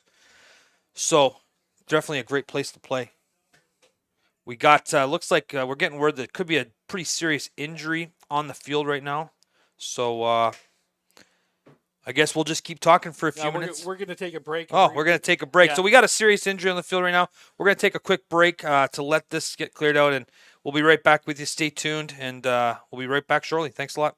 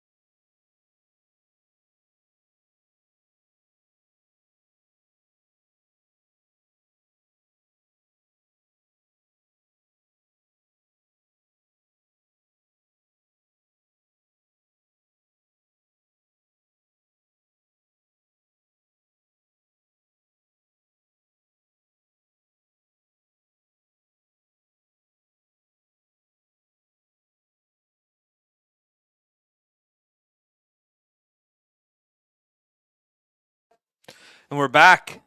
Second half action just underway. We had an injury on the kickoff to start the second half. U16 action for Junior Mustangs versus the Essex Ravens. Essex leads 17-16. If you're just joining us now, you got Matt Snyder joining the booth by the godfather of amateur football commentary, Ron Forwerda.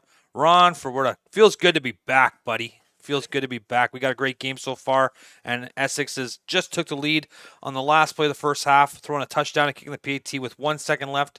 And they return the opening half of the kickoff of the second half on offense here, looking to increase the lead.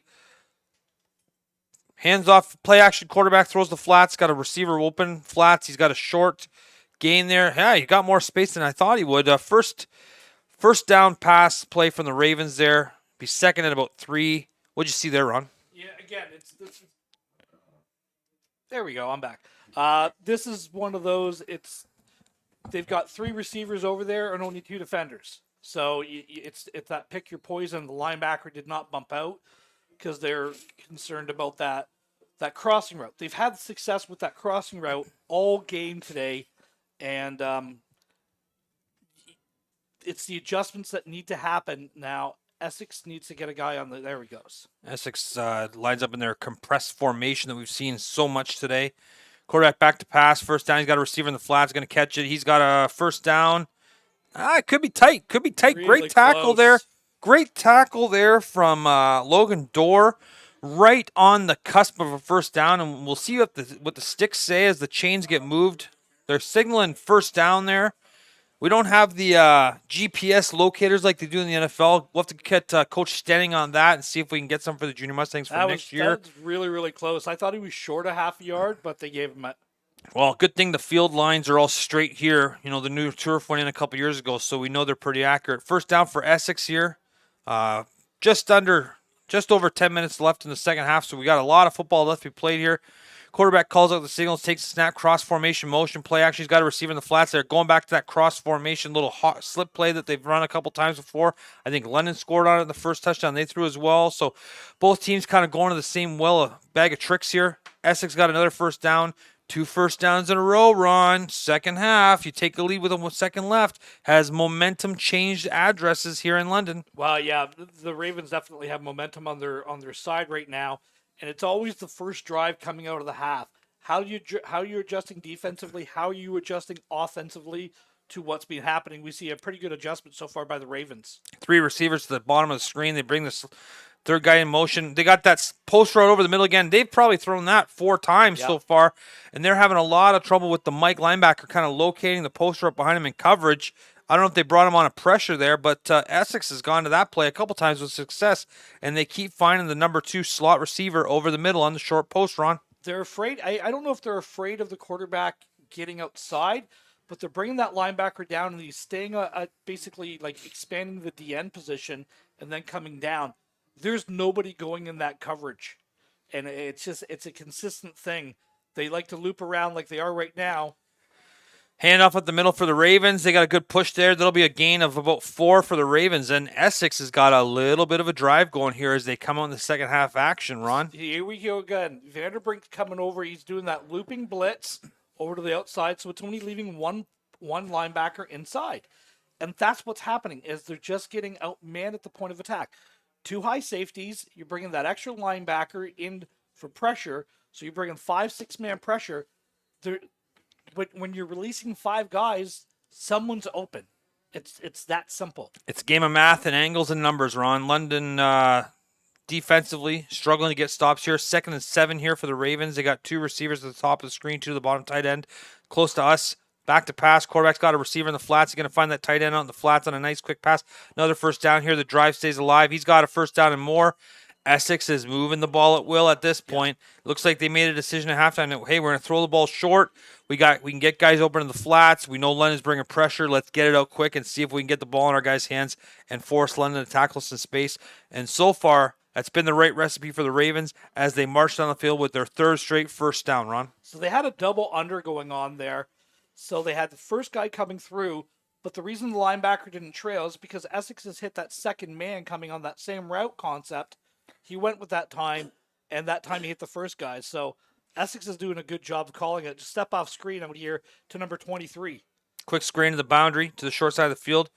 That'll be enough for a 5-yard gain on first down. Essex loves to go 3 to the boundary, 1 to the field. Yeah. We talked about that earlier. They're trying to set up that isolation to the top of the field. London's committed to having 2 defensive backs over there, really trying to take away the one-on-one, which always leaves you weak somewhere else. And then the game of chess begins to be played because where are they weak? Are they weak in the box? Are they weak to the boundary? And then Essex tries to take advantage of the weakness, and then London tries to adjust, and it's just a game of cat and mouse constantly back and forth here. 2nd and 1 here for the Ravens, just outside the 10, just in the shadow of the end zone for the London Junior Mustangs. Motion in, quarterback's going to scramble, pressure off the edge. I don't know if that was a called scramble or that was just quarterback decided to tuck and run. He saw something there, but he ran basically right into the defensive end who just worked upfield and probably got the easiest sack of the season for him. So be a third and long here for the Ravens, and they'll have to send out the old field goal team and try to make it a 20-16 game. 4-point lead here. Great drive for the Ravens. A little stall at the end. What'd you see at the end that stalled that drive? I think they had a broken play. I think somebody ran an in, and they were supposed to run like that arrow, like kind of like post corner type of thing. It never materialized. That's why he was rolling out to the left there. But nobody came back. Somebody zigged when they should have zagged, I guess. Exactly. Field goal team out here. about a 34-yard field goal. It's up, and it looks like it's wide. London's got a return out of the end zone to the 1. Ball will come out to the 20. Great return there for London to get it out of the end zone and not give up the single. Keeps it a 1-point game. Looked like he had a great distance there, just a little wide for the Ravens. And unfortunately, all that work, they come away with no points. 17-16 Ravens with 6:16 remaining in the third quarter here on London Football TV. If you're watching live, click subscribe. Make sure you join us for football action all evening. We got a U18 game at 8 o'clock. Junior Mustangs versus the Essex Ravens. That'll be a real heavyweight fight. Regardless of the records of these two teams, when those guys play each other, going to be a battle. We got a battle here ourselves. 1-point game. Junior Mustangs and Essex Ravens. These guys have faced each other in some tough contests. We had a pretty big game against the Ravens a couple years ago as well, if you remember, Ron. Yeah. Big game for the Ontario AAA Finals where the good guys came out victorious. Junior Mustangs were the U16 AAA champs a couple years ago. Looking to get back there today. First down run from Summers into the boundary. Off tackle. Tackle for a gain of about 4. Be 2nd and 4. London's having a ton of success running that outside zone, Ron. They really have. That's kind of been their bread and butter today. The defensive tackles for Essex are playing outstanding, and they're beating the interior of the defensive line or the offensive line for the Mustangs. So you've got to get the ball on the outside. Douglas is in that quarterback now as well. Douglas returns the quarterback. He started the game, and then Morgan Gleason came in for a little bit and made some good plays. Had a huge completion on a hard count play where they got Essex to jump offside. Douglas is in the game now. I'm hearing that Gleason might have a bit of an injury, so this might necessitate the change. 2nd down, Douglas back to pass. He's scrambling, looking for somebody open. He's got a receiver deep. He's going to chuck it up. He's got a receiver behind him. High points the ball. You know what? Actually, not a terrible throw. Nope. A lot of distance on it. Big arm there. Receiver just kept running. I bet if he kept going, probably would have put himself in a position. How many times have you said that, Ron? Hey, just keep running. Don't stop. Don't stop running. As a former receiver coach, I tell you, you always tell your receivers, don't stop running your route. You know? As our current receivers coach, I said that all the time. 100%. 100%. You can't do that. You gotta. It's easier to come back for the ball than it is to stop your feet and go forward again. Absolutely. It just doesn't work that way. Absolutely. So Essex defense holds after the good run by Summers. 3rd down here for the Junior Mustangs, and they send the punt team out. We got the punter lined up just around the 12-yard line. He's going to take the snap. A lot of time. Kick is up. Short punt. It's going to bounce over the Ravens' head. The Ravens have only sent one returner back on all of their punt returns so far. The ball is going to bounce all the way to the 25. A lot of field position here for the Junior Mustangs to win. Big tackle on special teams. Great punt. It bounced, and it made a couple great bounces for the Mustangs. Essex sends one guy back, and this is going to be a huge chunk of field position change. Ron, what do you think of that? You know, Matt, I said it earlier in the day. You know, you got to attack the ball in the air. Every time it hits the ground, it costs you 15 yards. That cost the Essex Ravens 30 yards by that ball hitting the ground. 30 yards in field position change. Yeah, and that's a huge difference. You're talking about the ball at the 45-yard line, and instead the ball sitting at your 27. You know, like it's a huge difference. Huge chunk of field position. And we talked about that in the pregame, that special teams were going to be a huge decider on who came out victorious today. We've seen some big changes of field position on the punt game. The punt team's usually the most important special teams. Jet action from the Essex Ravens as they run an inside zone play. Be a nice gain of 5 yards. That's a good tough run for the Ravens there as they get a 2nd and 5 here coming up. I like the jet motion. Yeah. It looks like they're trying to, throw a little smoke and mirrors at the Mustangs and see if they can get those linebackers kind of overreacting to some of that attacking jet sweep motion here. And the Ravens will have a 2nd down here, very manageable 2nd down, leading by 1 point, 17-16 with about 4:31 remaining in the third corner run. You know, I've run that jet play a couple times myself in my coaching days. What I like to do off of that is run a read off the backside of that and force a DN to either pick the running back or the quarterback up. Couple times. Ron ran jet so many times they called him Coach Airport. 2nd down pass here for the Ravens. Receiver had open, working to the sidelines, but not able to get a completion here. And the Ravens will punt the ball back. And now, just as we had a couple big drives, we've now had a couple situations where both teams have, 2-and-out punt, 2-and-out punt here.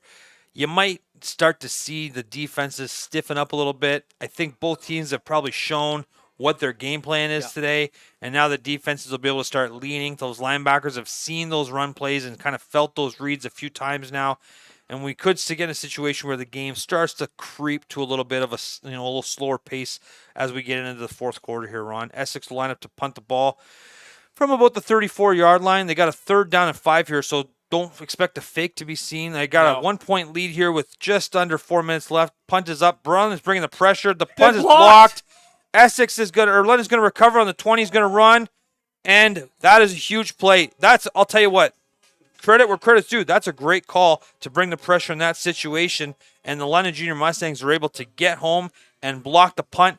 Again, special teams plays have really swung the momentum in another direction, putting London in a situation where they are knocking on the door, looking to regain the lead, Ron. What'd you see on the punt block? They just outmanned them. They had one back for the return. They were not setting up for the return. And you can kind of see Essex had a couple guys out wide. They were short a guy in the shield, okay? So they were short. They were misaligned inside. They're trying to get a directional kick going on.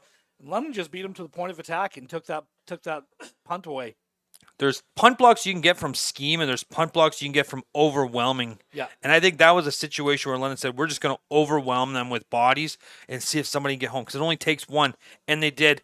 First down run there for the Junior Mustangs. It'll be 2nd and about 3, just inside the 10. I would call it the 7-yard line here. London is knocking on the door. Great opportunity for the Junior Mustangs to reclaim the lead with points. You got to protect the football, but also you're thinking touchdown in this situation. Yeah. Give me a play call real quick, Ron. What do you predict? Outside zone to the boundary. I'm going to go fullback slip, the hawk play, or some variation of the hawk play, and I'll throw you a changeup as well. Quarterback keeper on the backside of his zone read here for a walk-in touchdown would be my wild card. Douglas takes a snap, turns outside zone to left. Ron was right. Again, he's always right. Outside zone for a touchdown for Summers. But more importantly, Ron Forwerda, prediction, streak remains intact. 107-0 for Ron on plays I've made him predict. And the Junior Mustangs have retaken the lead after a great special teams punt block call there. Yeah. I think Coach Benny Regeer's running the special teams there. And if it is, kudos to that guy. He'll be getting a text from old Coach Schneider tonight saying, good call, Big Benny R on the punt block. And the Junior Mustangs have said, hey, not so fast, my teal-wearing friends. Now, we're back in the lead. do you go for one here or do you go for two? I go for one. Okay. I never chase the two I agree till with the that. fourth Don't chase quarter. the points. Yeah, you got it. You want to just collect points as much as you can because you don't know what's going to happen. 5 minutes left in the fourth quarter. Okay, then we'll start playing the we call it the chart game because you got your 2-point chart in your back pocket if you're a veteran head coach. PAT is good. Junior Mustangs lead 22-3-17. They got momentum back in the game. Huge punt block there from the purple and black wearing Stangs. And they're able to punch it in off an off tackle from Summers, which was, strangely enough, predicted by Coach Forwerda in the booth. It's like he's got a crystal ball, and he's always right.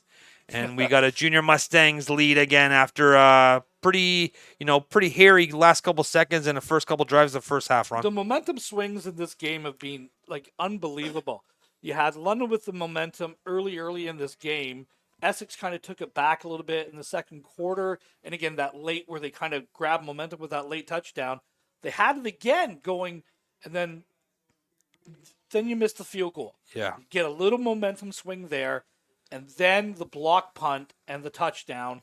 And it feels clearly like the momentum has shifted yet again in this game. The ebbs and the flows of the games are unbelievable. It's a game of momentum, especially when you're at the U16 level. One thing I found at U16 is that, you're dealing with some young fellas, and they're good, talented athletes, but they're young. And, for some of these guys, it might be the first opportunity they play where there's like a very competitive football situation in front of them.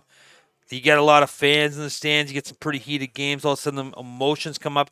You do tend to see some mistakes. Yep. And I think the team that's able to limit their amount of mistakes and is able to take advantage of other teams' mistakes usually have success. And we know that firsthand because we won a championship by being the team that made the least amount of mistakes and basically just said, hey, we're not going to do anything stupid. We're going to just let every other team do mistakes, and we're going to try to take advantage of them. And we won a lot of games doing that. And I think what we're seeing now is London's starting to settle down a little bit. They're starting to find their swing. Play calling wise, they've really committed to that outside zone play, and they've had some success. Settled down the quarterback a little bit, and you're starting to see their defensive line get some pressure. and London's able to jump back in the lead as Essex takes a snap, back to pass, got a receiver in the flats, wide open again, turns and runs, first down. Essex having a ton of success throwing the ball to the flats. How is Essex 0-4 this year? Getting it out. I like the quarterback. He's sure pretty talented. He's got a nice little leg on him. He throws the ball real good, and you know what? I think you're seeing an 0-4 team that's maybe the consequence of playing in a very competitive league. This is a league where every week you're playing someone pretty good, Ron. Yeah, and again, we talked about it. This is the first time a lot of these kids are exposed to the 3-down game. There is an adjustment period that comes with playing that. Flat route here for the Ravens, caught. Oh, dropped. They are really having some success and really committed to throwing the ball to the flats early. I think what they're seeing, if I had to make a guess, is that, London's committed to bringing pressure. They're bringing 5 and 6 a lot. And I think Essex is saying, hey, we're going to basically play the numbers game with the flats. And we don't think they have enough guys to cover out here. And we're just going to throw the ball to the short guy and let him run. Well, and they haven't. It's been there with a lot of success pretty much all game. Yep. You've got 2 defenders out here. When you bring the third guy over, the linebackers or whoever it is not tracking over in time. No, you can see they rotate the free safety on second down. They get into a too high shell. They're rotating over to coverage-wise. Essex Ravens rolling out. Quarterback hucks it up. Intercepted. Little bit of a panic play there. Not sure that was the right call. I'm not sure what they were trying to do, but I definitely know that they probably didn't want him to do that. It looks just a little 3-man flood concept. And you got a bunch of receivers running behind defensive backs. One thing I try, when you're coaching, you're trying to say, guys, like, hey, look, if the quarterback has to look through a defender to see you, you're not open to the quarterback. You might feel that you're open because you have space around you, but the quarterback has to see through a defender. All he sees is a defender. You're not open, so you got to make sure you're getting in windows and running in front of defensive backs. It's a simple thought, right? But it makes a lot of sense. Yeah. Situation there where the Essex receivers were behind a defensive back. Quarterback throws it up, and we got an interception, and now another turnover. Gives London a situation to maybe punch it in and take a more commanding lead here, Ron. Yeah, if London can capitalize on this, you could see it really close the door on the momentum. Hard count there for Essex. Cross the offside. Line. Looks like a little bit of we call that the young guy mistakes. You know, offside. You have a chance to get back. Looks like they just think, hey, this is a flag. I'm offside. Well, flag is thrown in. It'll be a 5-yard gain for London on first down. 1st and 5 after the penalty. Opens up a world of possibilities for Junior Mustangs here. Defense is allowed to get back unless they cross the plane of the ball, which is what happened on that. You can see he clearly went across the line on that and did not get back. So that's it. It's kind of once you cross that plane of where the ball is, the play's over. It's a 5-yard penalty. Douglas in the gun here on 1st and 5. Takes a snap. He turns, hands the ball off tackle to the right to Summers. Summers got a lot of space there. Another off tackle play. London's had a ton of success running off tackle. Touchdown Summers. I'd be surprised to see London call another play other than off tackle until they stop it twice. Who's number 10 for the Mustangs? Number 10, Kingston Spilo. Great block there. This is kids. Everyone wants to be a receiver and get the highlight reel. Okay. There's a highlight reel. The difference between a 4-yard run and a 40-yard run a lot of times is what you do downfield blocking. Is this coming back? Flag on the play. Holding here. Call. Wow. We'll see. I'll tell you what. If I know football, and I think I do, I bet they call a flag on the receiver out in the space that we're giving the credit for. I think it's a great block. I think you're right, Ron. A lot of effort there from Spilo. Unfortunately, refs saw it different. We got a holding penalty, which will bring back yards game, tough one. So after it'll be a first down for London, but they'll be back up. 1st and 10 from the 44-yard line for the Junior Mustangs. As the Essex Ravens, collect a little bit of sigh of relief. I guess sigh of relief. Yeah, that's the word I was looking for. Sigh of relief. They're on a long touchdown from Summers. I would probably expect to see another off-tackle play at some point in the next 2 or 3 plays from the Junior Mustangs. Had a ton of success there. Every time they stay in pistol formation, they're usually running their off-tackle play. When they go offset, look at this. Oh, that's a step-off screen. That's the wide receiver screen to that's Trotman. Trotman takes it and goes back-to-back touchdowns for the Junior Mustangs. I'm starting to see some formation tendencies from the Junior Mustangs here. When they go offset gun, they're throwing the inside zone or play action. When they get in the pistol, it's usually the outside zone play. But to touchdown to Trotman there, and Junior Mustangs, back-to-back touchdowns after the penalty. Another commanding lead here. 29-17 pending the PAT, which will make it 30. So it'll be a 12-point lead pending 13 here. And looks like Junior Mustangs, they got their field goal team out there. Or the offense going for 2. No, they got the field goal out. No, they're going for 2 here. They're going for the deuce. Might be a little early to chase the 2, in my opinion, but that's just me. I'm pretty conservative. I would have taken the 13-point lead. Yeah, 13-point lead, definitely. You just want to collect points because you never know what can happen. Remember, you were up by a bunch, and then all of a sudden, with 1 second left, you're down by a point going into halftime. So collecting points here, but London's going to go for 2 here. Douglas in the end zone or in the shotgun takes a snap. He's going to throw the ball. They got an in-breaking route to the slot, corner route from number 3. So they're just trying to throw that double under with the in route. Incomplete pass here. Now you're chasing points, and now it's 12-point lead, which gives you Essex a bunch of possibilities to kick some field goals and what that does. I'll tell you what it does. People are probably like, "What's he talking about?" It creates situations where you can't give up. You might be in a situation where you can't give up 2 points late in the game to win field position. That's why you collect points early, because you want to give yourself a position where if you're late in the game and you want to play the field position game, you can give up a couple safeties to flip the field over if you're backed up and not have to worry about, if I give up the safety, they're a field goal away, right? So you just collect points till the fourth quarter. And this is my opinion. You collect points as much as you can till the fourth quarter to give yourself as much cushion as you can so you're not forced into making decisions late when it comes to field position. Because at the end of the game comes down to field position and making decisions on punts and kicks in the Canadian game. You're going to have a situation at some point where you have to make a decision on, do we want to force these guys to play defense from our end, or do we want to give up 2 and force them to drive deep? London's going to line up to kick off. That's a big explanation for me on why I would have kicked the PAT, Ron. A lot of talk about a PAT. But London's up by 12 points here. They got a kickoff coming here. Essex offense has had some productivity in the second half. They threw that interception on the last drive that really, was an unfortunate play here.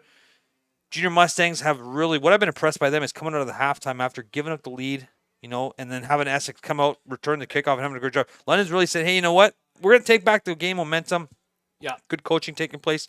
Some good adjustments offensively to really commit to the outside zone play. It's that missed field goal. It's kind of, that's where it kind of changed, and everything from that point just, it's been all Mustangs up from there. Deep kick here for the Junior Mustangs. Good kick. Good kick caught on the run. Nice fielded play by the Essex Ravens there. Over the 30. Defensively, they're nice coverage there. The player that caught it wasn't a player you put on the field to likely return kicks. No. Might have been a situation where you want to let that go through the returners and you get an extra blocker, plus you get the ball to the fast guys. But regardless, Essex will start on the 30, down by 12 with 11 seconds left in the third quarter. We got 12 minutes and 11 seconds of football left in this game. It's been a real slobber knocker so far. A couple turnovers, some big plays. Both teams have made some great defensive plays, good adjustments from both coaching staffs to really, start to exploit the other team's weaknesses. Essex has had some success throwing the football. Quarterback's looked pretty impressive with his feet in the few times he's tucked it and run. Defensively, London's committed to bringing pressure, but they do really swarm. The defensive line's outstanding for the Junior Mustangs. Another short throw to the flats. London's having a lot of trouble collecting the ball into the flats. Anything where they're running outs, or that was just a little 10-yard curl route, and they're able to collect it and get a first down for the Ravens here. So Essex has definitely started to attack the underneath corners and the flats coverage for the Junior Mustangs. As the quarter changes and as we flip the field, we're going to ask you once again to go up, grab your wallets, grab your phones, get your Apple Pay open, whatever you can. If you're watching on TV, get your cell phones out and click a donation today through the Super Thanks option on YouTube. Super Thanks. I didn't even know what a Super Thanks was until today, but it's a great way for you to donate to the Coach KJ Cares fundraiser. And if you're asking what is that, Coach KJ Kennedy was a longtime Junior Mustangs coach. He's a great guy that passed away suddenly a few years ago. He was basically the heart and soul of the Junior Mustangs team, and we have a fundraiser in his memory to raise funds to help kids that are, struggling to make their fees to be able to play football. As the Essex Ravens throw a screen play or a hitch play on first down to get them about 9 yards, so he's second and short. Could be a first down, actually. I'll go back to the Coach Kennedy thing. It's one of his, if you know Coach Kennedy, and a lot of people do, everybody knows that one of his guiding lights was that he didn't want players to miss the opportunity to play football because of finances, and that's the theme behind the Coach KJ Cares fundraising drive, is to help those guys be able to offset some of their costs if they're struggling financially, to be able to get them on the field, make sure every guy and gal in London has a chance to play ball regardless of financial situation or status. So we got a first down for the Ravens here. Down by 12 points. Quarterback back to pass, play action. He's got a receiver down the sidelines, wide open, right behind the defensive back, out of his reach, but he was open. They just ran by that cut corner there. And I see Lennon playing a lot of cut coverage here in the first half. Really and they're just having a tough time collecting those seam receivers. The corner's got to carry that guy all the way down the sideline until somebody brings him to the flats to give to the halftime. You got to get physical as well. Make sure you're getting hands on. And that Essex receiver just ran right by him. I expect to see them come back to that play at some point again. Well, they've thrown it 3 or 4 times in this game. Thrown it 3 or 4 times, and when they've collected it, when they've connected on it, made some big plays here. I expect to see down by 12. You're going to need at least a couple scores here. See if they get another quick one. Throwing that fade again. 2nd and 10 here for the Ravens. Quarterback in the shotgun. One running back beside him. Cross formation motion. He's back to pass. He's got a couple post routes on the outside. He's throwing the deep post over the middle. 2 defensive backs run into each other. That's happened about 3 times this game where London's had interceptions sure-handedly, and the 2 defensive backs have run into it. I guess you got 2 guys in the area. That's a good thing, but at some point you want somebody to high point that ball and make a play because an interception there could have really changed momentum, although Essex is going to punt the ball here, 3rd and 10. Smart. I like this call, too. Let's play the field position. Yeah, 100%. There's a lot of football left to play. Punt it. Hold them within the 20. You can get the ball at the 20, make London drive that 90 yards, and it's going to be, it's drastically different. If they do something here and London breaks the return, they do have the 2 returners back. Last time they only had the 1. Essex in punt formation. They're in their shield punt alignment here. Punter stands just past the 50 on the 49. The snap is back. London's bringing some pressure from the front line. High punt. Caught, fumbled, muffed. Looks like are they going to say touched? Yeah. Essex will recover the football. And yet another flag on the play, behind the play, on a special teams error. We've seen a ton of special teams errors.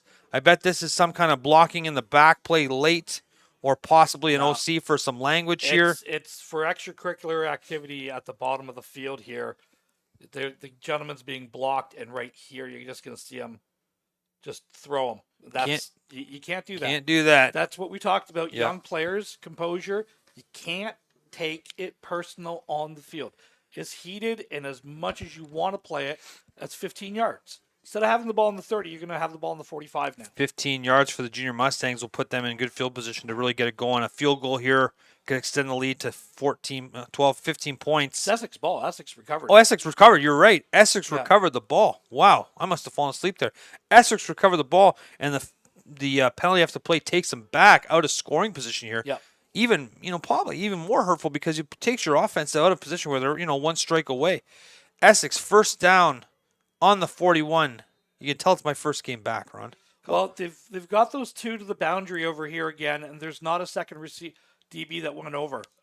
Playing whole coverage there as they run that post wheel route. Defensive back, the halfback in man coverage makes a great play on the ball. That was a good play. That was a good play. 2nd and long here. London goes to some, looks like some man-to-man. They're on first down expecting the throw, which is a good call defensively. They want to bring some pressure. You're going to play man behind it. 2nd and 10 here for the Ravens. 10 minutes remaining in the fourth quarter. London leads by 12, 29-17. Essex scored on the last play of the first half to go up by 1, 17-16, but a couple turnovers in the second half, and then a big run from Summers, which was called back by penalty. London on the next play throws a screen route to Trotman, and he takes it all the way, so London jumps up 12-point lead. Quarterback rolls out to the right. A lot of pressure from the defensive line. Essex has had a heck of a time protecting the quarterback on those sprint outs. This London defensive line has been outstanding, which is surprising how much pressure they bring considering how good their defensive line is. Getting pressure, just rushing the front 4. And it'll be a 3rd and 10 here for the Ravens. Decision time to be they're made, leaving Ron. the offense out now. What do you think about this call? Well, mind you, still 9:45 left in the game. Sooner or later, you have to do it. I would punt one more time here. I would play the field position. Again, the wind's at your back. What wind there actually is, did Essex call a timeout? No, just going in the huddle. I agree. I think think it's too early. I think you're a series or 2 away from. We're going for it. Let's go. You could really change some momentum here if you're able to punt and play some defense and get a stop, and you could probably get the ball back with a little bit better field position. Regardless, Essex goes for it, throws the post right over the middle. Oh, tip ball, almost caught for the first down, and London will take over at the 40. Okay. we're just gonna, if we can get this one more time. Look at Vanderbrink high point the ball. They've had that curl route all day. They've just hit that time after time after time. This time Vanderbrink does not go on the blitz. Now you have the extra linebacker in to defend that. He reaches up, high points that ball, knocks it away. That's why I pumped the ball on that one. Trying to throw that divide route, that post route between Yeah. those two second down split safeties, and the Mike Backer, Vanderbrink, is able to get some depth and get his hand on the ball. So good play from Vanderbrink there to tip that ball in the air. On not a bad design. The coverage, the call is a great call for the coverage. Second and third down though from your 40-yard line going in.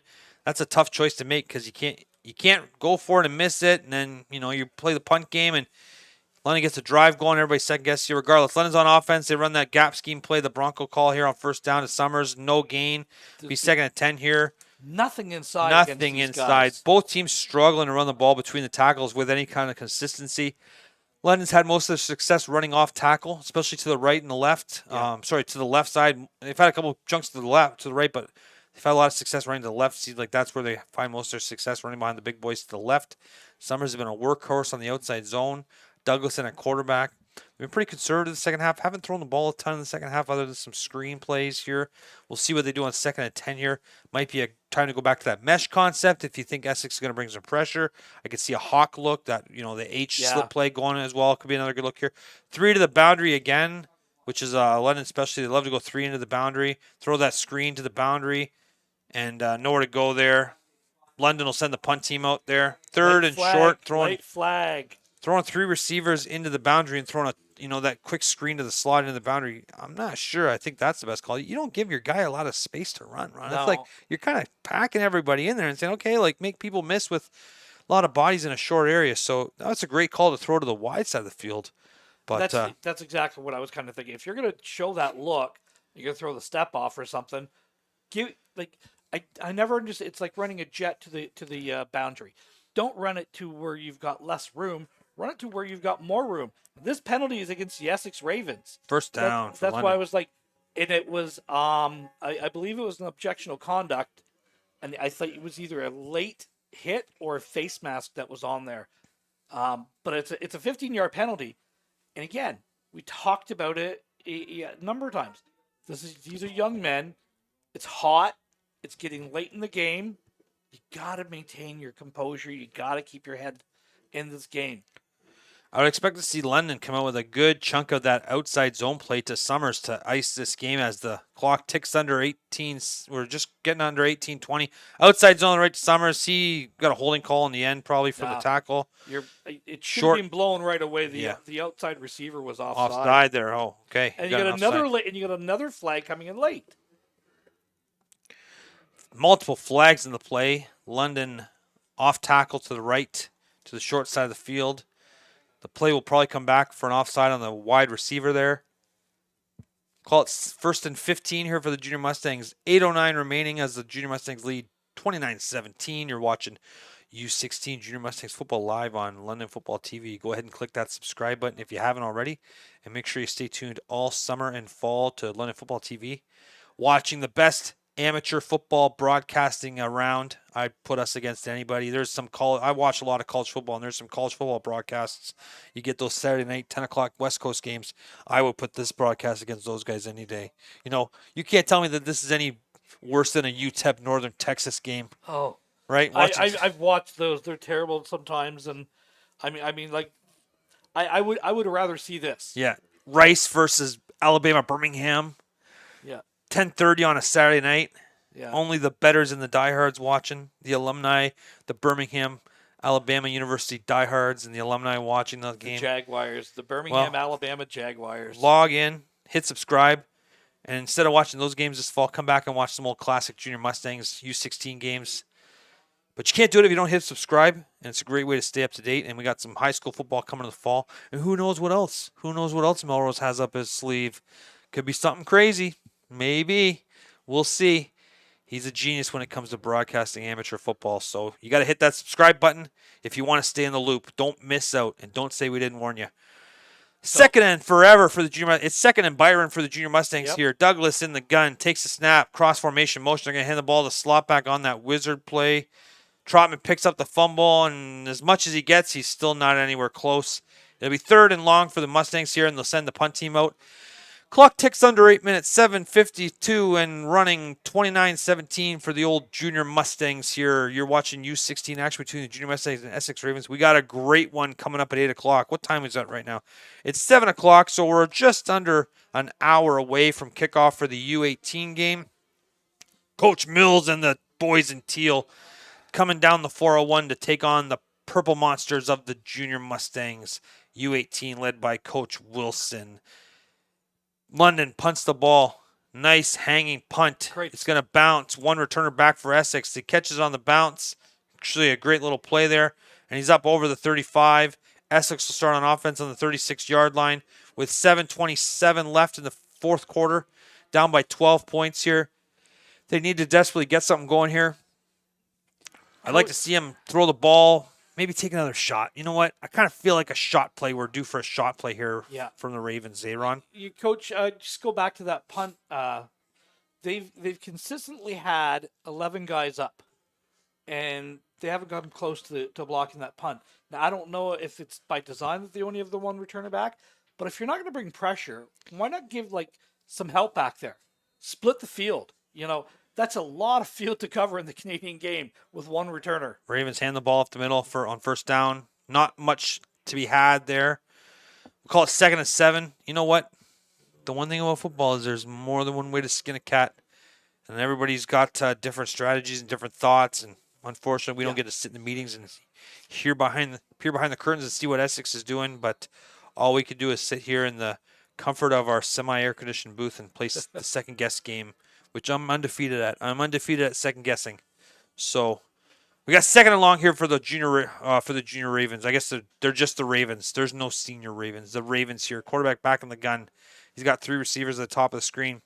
He's going to take the snap back to pass. He's run that divide route again. He's got the underneath route. Quarterback draw or a quarterback scramble. Great play. I love it. We've been talking about that all game, Ron. Great time to pull it out if that's a design call. And it looks to me like it was just a quarterback scramble. They're trying to throw that post route again between those split safeties. But great run there. I'd like to see him do more of that. I think that's something they've underexploited this year or this game for the junior or the Essex Ravens quarterback because he is dynamic with his feet, Ron. Well, there was another example of they're doing that looping blitz. So you've got that second guy coming around the edge, leaving you one linebacker short. Yep. And it just it doesn't make any sense to me. First down pass, quarterback scrambled again, nowhere to go. No, picked up. Nowhere to go. 84. That might have been a situation where the success he had the play before was already in his head, and he kind of predetermined, hey, if my first read's not there right away, I'm going to scramble, versus going through the progression that he probably was coached on. I think he missed the receiver, the flats underneath. Yeah. Easier for me to say I'm sitting, about 60 feet up, and I got a nice cold Gatorade in front of me, so I'm not getting pass rushed by 4 outstanding defensive linemen from London. 2nd and long here for the Ravens. Down by 12. They got to get something going. 5:30 left in the fourth quarter. Quarterback rolls up to the right, pulls up, throws to the sidelines. Caught. Great play. Turns and goes. Short of the first down based on the spot. We could have a 3rd and 1 here, Ron. This might be the play of the game if it's a 3rd and 1. Yeah, I think it is the 3rd and 1 just based on the spot that, it's literally right in front of us here. And he's indicating it's first down, but the side judge was, but he's definitely short by a yard. First down. No. The spot Wow. tells a different story, Ron. Have we seen the inevitable first mistake of the year for Warda? The first wrong prediction from Ron. Clock hits are right twice in a day. I even got a 2 broken right today. clock is right twice a day. Handoff inside zone to the Ravens. A good chunk on the first down. 2nd and short here for the Ravens coming up. Clock ticks under 4:35. London is content to let the Ravens continue to pound the ball as long as they don't get chunks, knowing that they have a 12-point lead here. Essex needs to desperately score and then play some defense as Essex. Oh, they got the sniper got him. The sniper on the grassy knoll got him on the late substitution here. No, he was the reason the late substitution is because he was kind of gimpy coming out of the huddle there, and I think he's cramping. Some teams, not my team, but some teams, teams have a call called JFK. If you're a history guy, for the old fake cramp, and the key to that play I've been told, is you got to really act. So what I've heard is some teams coach their guys to really talk about, oh my, the hamstring cramp, or the guy stepped on my toe or twisted my ankle. The key is to really sell it. You got to really sell the injury. So I've been told. I've heard this through the grapevine. We'll call it the dark web of football. I mean, obviously that would never. And not that I have any experience. No, But our call was knee, and we even went so far as make sure we had 2 guys ready to go on the field. Yeah. And help him off the field. There you go, Jay. Oh. So Who would ever do something like that? Jeez. We practiced it. Ron. I would never lower myself to something like that. Absolutely. I have no problem whatsoever doing that. You're retired now, so yep. all the secrets come out. You're like a wrestler talking about the secrets. You're like a magician talking about the tricks. Well, no, magician never shows you magician never shows you his tricks. He just talks about it on TV in front of 40,000 people watching live on YouTube, on London Football TV, which if you haven't had a chance to subscribe yet, I'm going to ask you again, go and click that subscribe button. And while we have a few minutes, one last time before the end of this game, we're going to ask you to take out your wallets and make a donation to the KJ Cares fundraising drive by clicking that super thanks button and throwing a donation there. You can donate from 99 cents all the way to $99. I'd love to see a $99 donation. The next person that donates will get a shout out live on the air from me and Ron. All the money goes towards the KJ Cares fundraiser, which helps the Junior Mustangs with players unable to pay their fees to provide them opportunities to continue to play, because one of Coach Kennemy's main points as the guy that led this program for a long time was that we can't have players missing out on the opportunity to be a part of this great game if they're not, because of finances. We'll never let finances be the obstacle. You can see in the background the U18 Essex Ravens in their all-black jerseys starting to migrate to the field as they get ready for a warm-up, and we'll have kickoff at the U18 at 8 o'clock or just shortly after. Big old barn burner coming up for you at 8 from Junior Mustangs TV with the Essex Ravens down the 401, ready to do battle. We got a 12-point lead for the U16 Junior Mustangs here with 4:16 left. Clock ticks down. Essex Ravens 2nd and 4. Quarterback takes a snap. Play action. Post right over the middle. Wide open again. Completed first down and more. Essex desperately needs to create some chunks here. Fumble, but that's late. I think he's down. Yeah, I'd be surprised if they call that a fumble. No, they're already said no. He was. Once forward momentum is stopped, that's it. Plays over. They've really found some success throwing that short post right over the middle, especially against the split safeties. I would expect them to come back. They're going hurry up now, understanding that there's like under 4 minutes left to go, and you need 2 scores. Cut coverage, double cut coverage, both sides of the field. Corner route. They might have thrown that flag there on the pass interference as he came through his back late, but trying to throw that smash concept against that cut corner, fit it in the window. You might have to lay that a little bit, let the corner or let the slot run to it to try to keep it away from the half. Be 2nd and 10 here for the for the Ravens. The out was there even on that. Yeah. I would have thrown the out, but I say that every game that there's an out pattern run. That's it. Ron loves 3 things. He loves a nice glass of milk. No, actually, don't drink milk. A nice out route, and he loves to yell at people that don't catch the ball in the air on kickoffs. Yep. Or punt. 2nd and 10 here for the Ravens. Back to pass. Quarterback throws the deep out route to the sidelines. Nice catch out of bounds. He dropped it on the ground. Incomplete. 3rd and 10 here. What do, Ron? You got to go for it, or do you kick the field goal? I don't know if a field goal helps you down by 12. You got to go for it here. Yeah, you played your hand last time when you went for it. Give me a call. Give me a call, Ron. I'm going to go back to that skinny post that they've had success with all day, where they get the 3 to the you get 3 to the boundary. They're going to motion a guy over for almost a 4th, and it's that second guy coming into that kind of trail middle route. I'm going to say QB draw, QB scramble up the middle. Timeout Ravens there. Smart Coach call. didn't like what he saw and called a timeout. Smart. You know what? I'll tell you, you're right. That's the call to make. If you're not sure, this is probably the play of the game at this point. Because if you don't get the first down here, you're probably not going to get the ball back with enough time to score twice. So you definitely want to make sure you got your best call in here, and you want to make sure everybody's on the same page. You're probably going to see it too high from London, so that post route might come open if you can get past the Mike linebacker. Good chance London's going to bring some kind of pressure Good chance that pressure, if they do send it, will be that jet that they're bringing the mic off the edge around the edge. So they've been consistent with it all day. Both teams have been pretty consistent with where they're attacking. 3rd and 10 here, though, for the Ravens. Play the game. Desperately needing a big stop. We'll see what the Ravens come out with. Ron's calling the skinny post. I'm calling some kind of quarterback scramble or a quarterback draw. And I'll take credit for both, regardless of what it is. And we'll see who's right. Ron's 1-1 today on predictions, although you had a great prediction on the late touchdown for the Junior Mustangs. I'm 0 for 2. Compressed formation from the Ravens. Flat receiver out. He's went up a wheel route. He had the wheel route. He should have taken the wheel. Incomplete. Junior Mustangs will take over. He had the back from nobody there. Back from the flats, and the wheel route was wide open. It was so wide open, he didn't even need the wheel. He just could have worked up the sidelines. Unfortunately, Essex throws incomplete, which means London will take over with just over 3 minutes left in the 4th quarter, up by 12.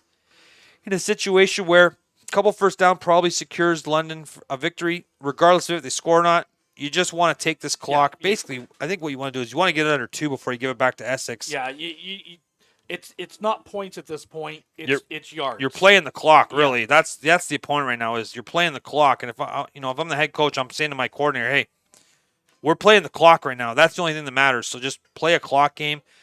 If you've worked your 4-minute drill, we call it orange tempo. You want to teach your quarterback like, hey, we want to get this down to about 4 seconds on the play clock. And there's definitely some insight or gap scheme play there for a short loss. Be 2nd and 6, 2nd and 12 here for the Junior Mustangs. Although the run plays the right play, forcing Essex to call timeout. Ron, sorry. Number 42 again for the Essex Ravens. He's just being all over the field today. He's making tackle after tackle after tackle. There's just been nowhere to run interior for the Mustangs. As Essex, yeah, you're right. They called their 2nd and final timeout. Essex has no more timeouts left. The clock will stop after every play until the referees have a chance to set the ball. That's how 3-minute and under timing works in Canada. That's what the 3-minute warning is. It's the referees warning the benches that the timing has changed. Junior Mustangs, 3 receivers top of screen, 1 running back in the backfield. Douglas in the gun. He takes a snap. He's going to pass on 2nd down. He's got the mesh route coming wide open. Throw is completed. Great. 1st down and more. That's going to ice the game for the Junior Mustangs. He might go. That's a flag. Regardless, it's after yards gained. That'll be a 1st down for the Junior Mustangs. And which another again, one. The penalties are, you don't want to see them. No. But at the end of the day, we talked about it a couple seconds ago. You're playing the clock. The 1st down is what mattered. You just want to run plays here to force the clock to go down. You're going to coach your quarterback on, hey, when they blow it in, and one of the things I used to do is I'd say, we're not even going to call the play into the huddle till the referee blows the clock in. We want to force the quarterback to take his time. We want to let the clock click under 5. You can ask the referee or the umpire to make a verbal warning at 10 seconds or 5 seconds if you wanted to. That's something we learned with our chats with the referee. Yeah. To really ensure that you're getting the clock down because we don't have play clocks in this level. And then you just basically, offensively, you're playing the clock game. You want to ice as much time out as possible. And any of these guys that play Madden, they should have clock management skills out the wazoo because that's what the game's about. But that 1st down, regardless of the penalties, will probably put London in a situation where they likely ice this game. So here's you have unnecessary roughness, objectionable conduct against London, and then you had unnecessary roughness, objectionable conduct against the Essex Ravens. So it's going to be 15 yards from the spot, and it's coming back, and it should go up 10 yards as well. There you go. So Ron had his abacus out here to figure out the penalties. He's got his slide rule and his scientific calculator, and based on his series of calculations and having AI confirmed, he has determined with 36.8% accuracy that it'll be 1st down for somebody. Well, in London, it was so both the fouls were after yards gained, so it's a London 1st down, regardless of what happens. 13 carry the 4. Yeah. Divided by the coefficient. They had the 15-yarder up 15, here, but then you had plus 30. But then you had behind the play, the Essex Raven player got called for that. So negative 10. Yep. So long story short, it's 1st down for the Mustangs. It should be about the 40-yard line. Should be about the 40. Not very scientific, if you ask me, Ron. But we'll let the referees sort it out. They're the ones getting paid today. And if you want to get paid to referee some football, become a London football official today. And they need guys who love the game and want to be involved to get out there. We always need guys on the field who I can tell you that you're wrong this fall. So if you want to hear me tell you that you're wrong and then you come over and tell me that you're actually right and I say my apologies, become a referee. Visit London Football Officials Association on Instagram and all the other social media channels. Shoot them a message and they'll get you all set up. They'll take care of the training for you. They'll get you the mentoring that you need to learn how to do it. They'll get you the experience, everything you need. You just have to show up and they'll do the rest and you can be refereeing football in no time. And we need you. So if you're a young guy getting out of the game, you don't want to coach because you're too handsome, become a ref. Tuttle screen to the boundary for London on first down. Receiver catches it and bowls over the defensive back for a gain of 5.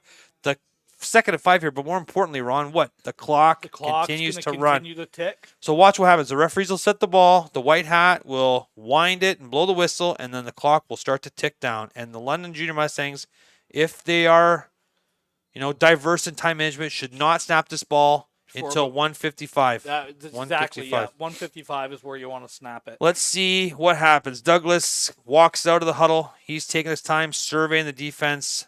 This is some good clock management here. Douglas takes a snap. 150. That's great job. It was 210 was the ready for play, so they had to 150, and he milked every last second. That's good clock management and likely the result of some good coaching from Coach Bleska. Coach, yes. I'm going to throw this out there. I want to leave my offense. I don't want to bring the punt team out yet. I want to leave my offense out there. I want to run 20 seconds off of it, and I want to call a timeout and then punt the ball. And why do you want to do that, Ron? Because, again, it's clock management, and you've limited the amount of possessions. Realistically, Essex is not going to get the ball back twice. Because we want to milk as much time as humanly possible off this clock because we want to give Essex the least amount of chances. So that's exactly what they're going to do. They are just, I would even, one of the things I do is I tell our center, I don't even want you touching the ball in this situation because the only thing that could happen is the center snaps it by mistake, and that's the only thing that can happen is a terrible thing. So don't even touch the ball. We'll just stand there and I would even let the referee make him call a delay game. You might get a couple extra seconds off the clock. And that's what's going to happen here is London, did they call the timeout or they let the delay game here? Essex had one timeout. It was a 3-minute warning one where we thought, okay, well, they called their last timeout. They still had it. Essex called their timeout. You force Essex to wait their timeout. So that it's still sound strategy. It doesn't change the rationale. You want to force the clock. Because remember, 12-point game. You're playing the clock more than you're playing Essex at that point. Yeah. A minute 30 left. London's up by 12. They're going to punt the ball here from their about 35-yard line, which should give Essex the ball at midfield or somewhere between the 50s. And they're going to need 2 scores here. So really, you're going to punt the ball here. You're going to play good coverage. You might even punt it to the out of bounds. This ball should definitely be going to the boundary. And then you're telling your defensive coordinator, hey, get us in cover 4 and no more pressures. The only thing that hurts us is a big quick strike. Make them drive. No quick strikes. And if you're like me, the boundary, great. Again, it's not my first ball game, buddy. It hits the ground. Yeah. Rather than catching in the air, you catch it in the air. Yeah. A 5-yard return. It's a 15-yard difference. Yeah. It drives me nuts. You want to play the soundest, safest defense of your life here because the only thing that hurts you is a quick one. Yeah. And if I'm the head coach, I'm reminding everybody, I want to see 2 safeties back. We should be in cover 4, and there should be no pressure. And we will let them catch the ball, but we do not let them get out of bounds. We're squeezing everything back in the middle. Yeah. And all we are doing is playing the clock. The only thing that hurts us is a quick one. London comes out in a 1 high. Essex in the gun, takes a snap. London plays coverage. Quick sideline throw, caught out of bounds for a gain of 8 for the Ravens. 2nd and 2 here. Exact opposite of what we said, but hey, regardless, they're still playing good defense, good tackle there, making sure they didn't get any yards after gain. 2nd and 1 here gives Essex a chance to take a shot and then go for it on 3rd down if they don't get it. Minute 20 left. Ravens down by 12 points. U16 football coming up at 8 o'clock on this exact channel. London Football TV. We got U18 varsity junior Mustangs versus Essex Ravens. 2nd and 1 here for the Essex Ravens, trailing by 12. Quarterback back hands the ball off. Wide outside zone. Inside zone that bounced actually. Tackled for a 1st down. Clock will stop there. Would you throw a shot there on 2nd and 1, Ron? No, I want to get the 1st down. Because you can just stop the clock regardless. So Fair enough. I like the call. If you're going to do something on 2nd and 1 or something like that, I would have maybe thrown a step off or something like that. Try to get the ball into space where you try to get that one-on-one matchup and make a guy miss. But I want to secure the first down Injured above player. anything else. Injured player here for the Essex Ravens. No, Junior that's Mustangs nice. on the field. Just to recap where we're at, it's a 29-17 lead for the Junior Mustangs with 1:13 left in the game. Unless something crazy happens, London's probably going to win this game. London led for the entire first half of the game. They scored in the first drive after punting the ball, and Essex fumbled the punt. London got the ball back. Punt drove down, punched it in. Huge run from Summers to really spring that one. And they had a nice completion to Trotman to get him inside the 3. At the end of the first half, after a couple turnovers both ways, but London leading, Essex scores with a second left to go up by 1 point. So after basically losing the game for the entire first half, Essex goes into halftime with a 1 point lead. They come out in the second half, take the opening kickoff, great little drive, turn the ball over deep in London territory, and London has basically retaken the lead and scoreless. It was 17-16 and a half. London's taking the lead 29-17 in the second half. Summers has really gone off. Off-tackle runs have been his forte. A couple turnovers, a couple key penalties from both sides have kept some drives alive. Essex comes out here, first down, 1:13 left, 40-yard line, compressed formation. Quarterback takes a snap. He's going to back to pass. Got a receiver wide open in the flats. Throws it. Caught. Upfield. He's got space. Just shy of a first down, but he gets out of bounds, which is important. We'll call it second and 3 here. Second and 3 here. Great tackle is right. Second and 3 here with the clock stopper on. Talk about the tackle. Yeah, it's just really going low on against a bigger player. Keep the head out of it. Just it's all shoulder right across the thighs, and just a good job of just understanding. It's like, and he kept them in bounds. So now that the clock is, now that the ball is set. Oh, he was saying he was out of bounds. Yeah, I thought it was out of bounds too. Looked like he waved the clock. That 1:02 left. Second and about 3 here for the Essex Ravens. Quarterback takes a snap. He's got two running backs in the backfield. He's going to sprint out to the right. A lot of pressure from the defensive end, and he's going to get it. Fumbles and the ball's in the air. That is a live football recovered by the Junior Mustangs, and I think it's safe to say game over. Yep. Number 64, I believe it was, with the recovery. Yep, number 64 for the Junior Mustangs with the recovery. There's no way. Are they calling that incomplete? That'll be an interesting call if it is. No, they're not. No. Incomplete. So 53 seconds left. Let's do the math. First down, take a knee. Run it down to 33. Take a knee. Take it down to 13. Yeah, Clock goes down to 0. Take a knee with no time left. Yep. Should not see London run a play here. 3 knees, and they go home with a big, hard-fought victory, 29-17 over the rival Essex Ravens. Number 16's in at quarterback now. I believe probably for that exact reason.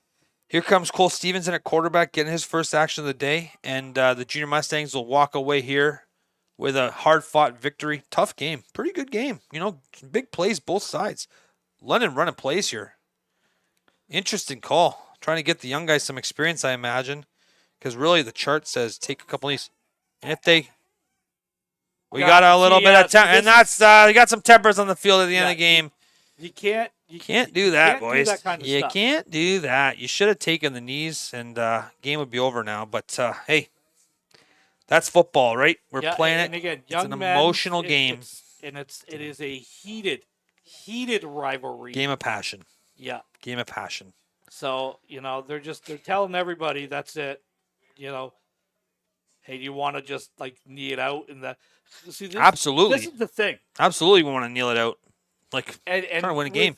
You've got no timeouts left. The refs at this point can literally put the flag up in the air and wave it around and say, that's it, game's over.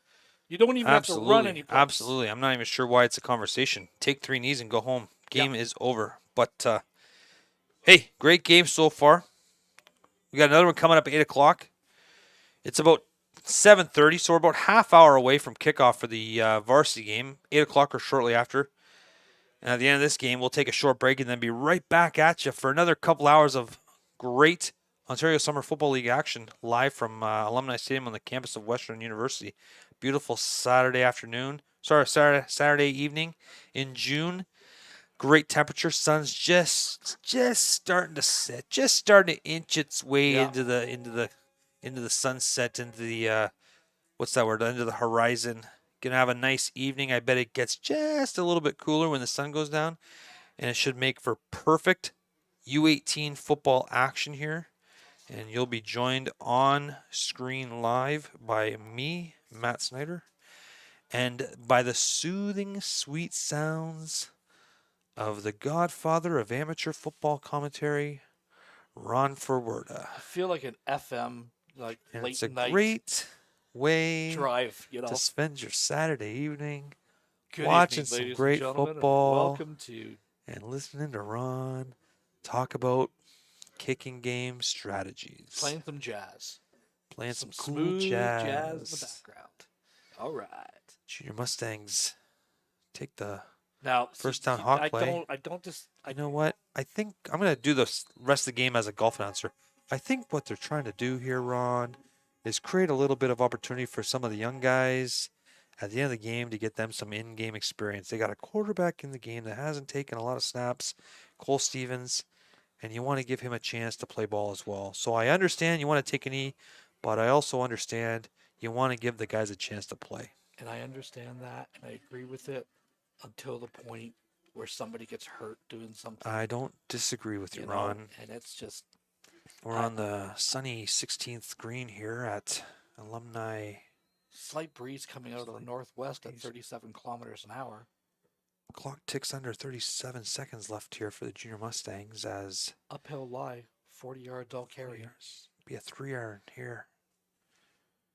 Taking a knee here to end the game. Junior Mustangs. You'll see him take the snap and go down to his right knee. Oh, he went with the left, Ron. Really threw me for a loop there. I was sure. No, he went with his right. I was sure he was going. Did he? I was sure he was did. going with the left. We can get the replay on that. Go with the replay. Let's see if we get a replay for the old. There's no replay on the knee. Really disappointing there. Regardless, hey, we got a great game here. We'll call it a win for the Junior Mustangs U16. Yeah. So live from Alumni Stadium, the Junior Mustangs are going to walk away with a 29-17 win. That's their fourth win of the season, if I can recall. It's third win of the season. 3-2 here, raising the record to 3-2 for the Junior Mustangs as they get ready to start gearing up for playoff action. Couple games left in the season. The clock will tick to 0. You'll see him take a knee, probably on his right leg. Oh, he went the left knee again. He's a left kneeler. I was a right kneeler myself. Yeah, I was too. Junior Mustangs win. 29-17. Well, Ron, give us a couple final thoughts before we call it a day on how this U16 victory for the Junior Mustangs happened. Take it away, Ron. It was the momentum swings back and forth. It was the capitalizing on the opponent's mistake for the maximum. Most of the points for Essex came off Mustang turnovers. Early in this game, all the points for the Mustangs came off Essex Ravens turnovers. Mustangs were able to capitalize later in the game with another exploit. Essex had an opportunity, was not able to exploit that, and really, we said it, special teams and defensive line play, for me, was the kind of the story of the game. Both defensive lines played outstanding. That's a really good Essex Ravens team that, for some reason, is 0-5 at the JV level. Every battle, every week in the OSFL is a barn burner. Essex Ravens fall to 0-5, unfortunately, although they give a valiant effort. I love the quarterback. He's dynamic. 42. I don't know his name, but I know his number because he made every tackle out there. They had the one receiver. I think he was 82. He was pretty solid. Defensive line for both teams looked great. Junior Mustangs defensive ends are for real. I thought Summers played awesome. Had some big runs. Trotman's explosive. My first time seeing him. He's pretty darn good. And the Junior Mustangs come away with a victory, 29-17. We got about 30 minutes to kick off for the U18 game. We'll be back at around 7:55 to kick that off, so stay tuned, but don't get too far away from your screens. And we'll see you at 8 o'clock for U18 action. Junior Mustangs, Essex Ravens, live from Alumni Stadium. We'll be back shortly. Thanks for joining us.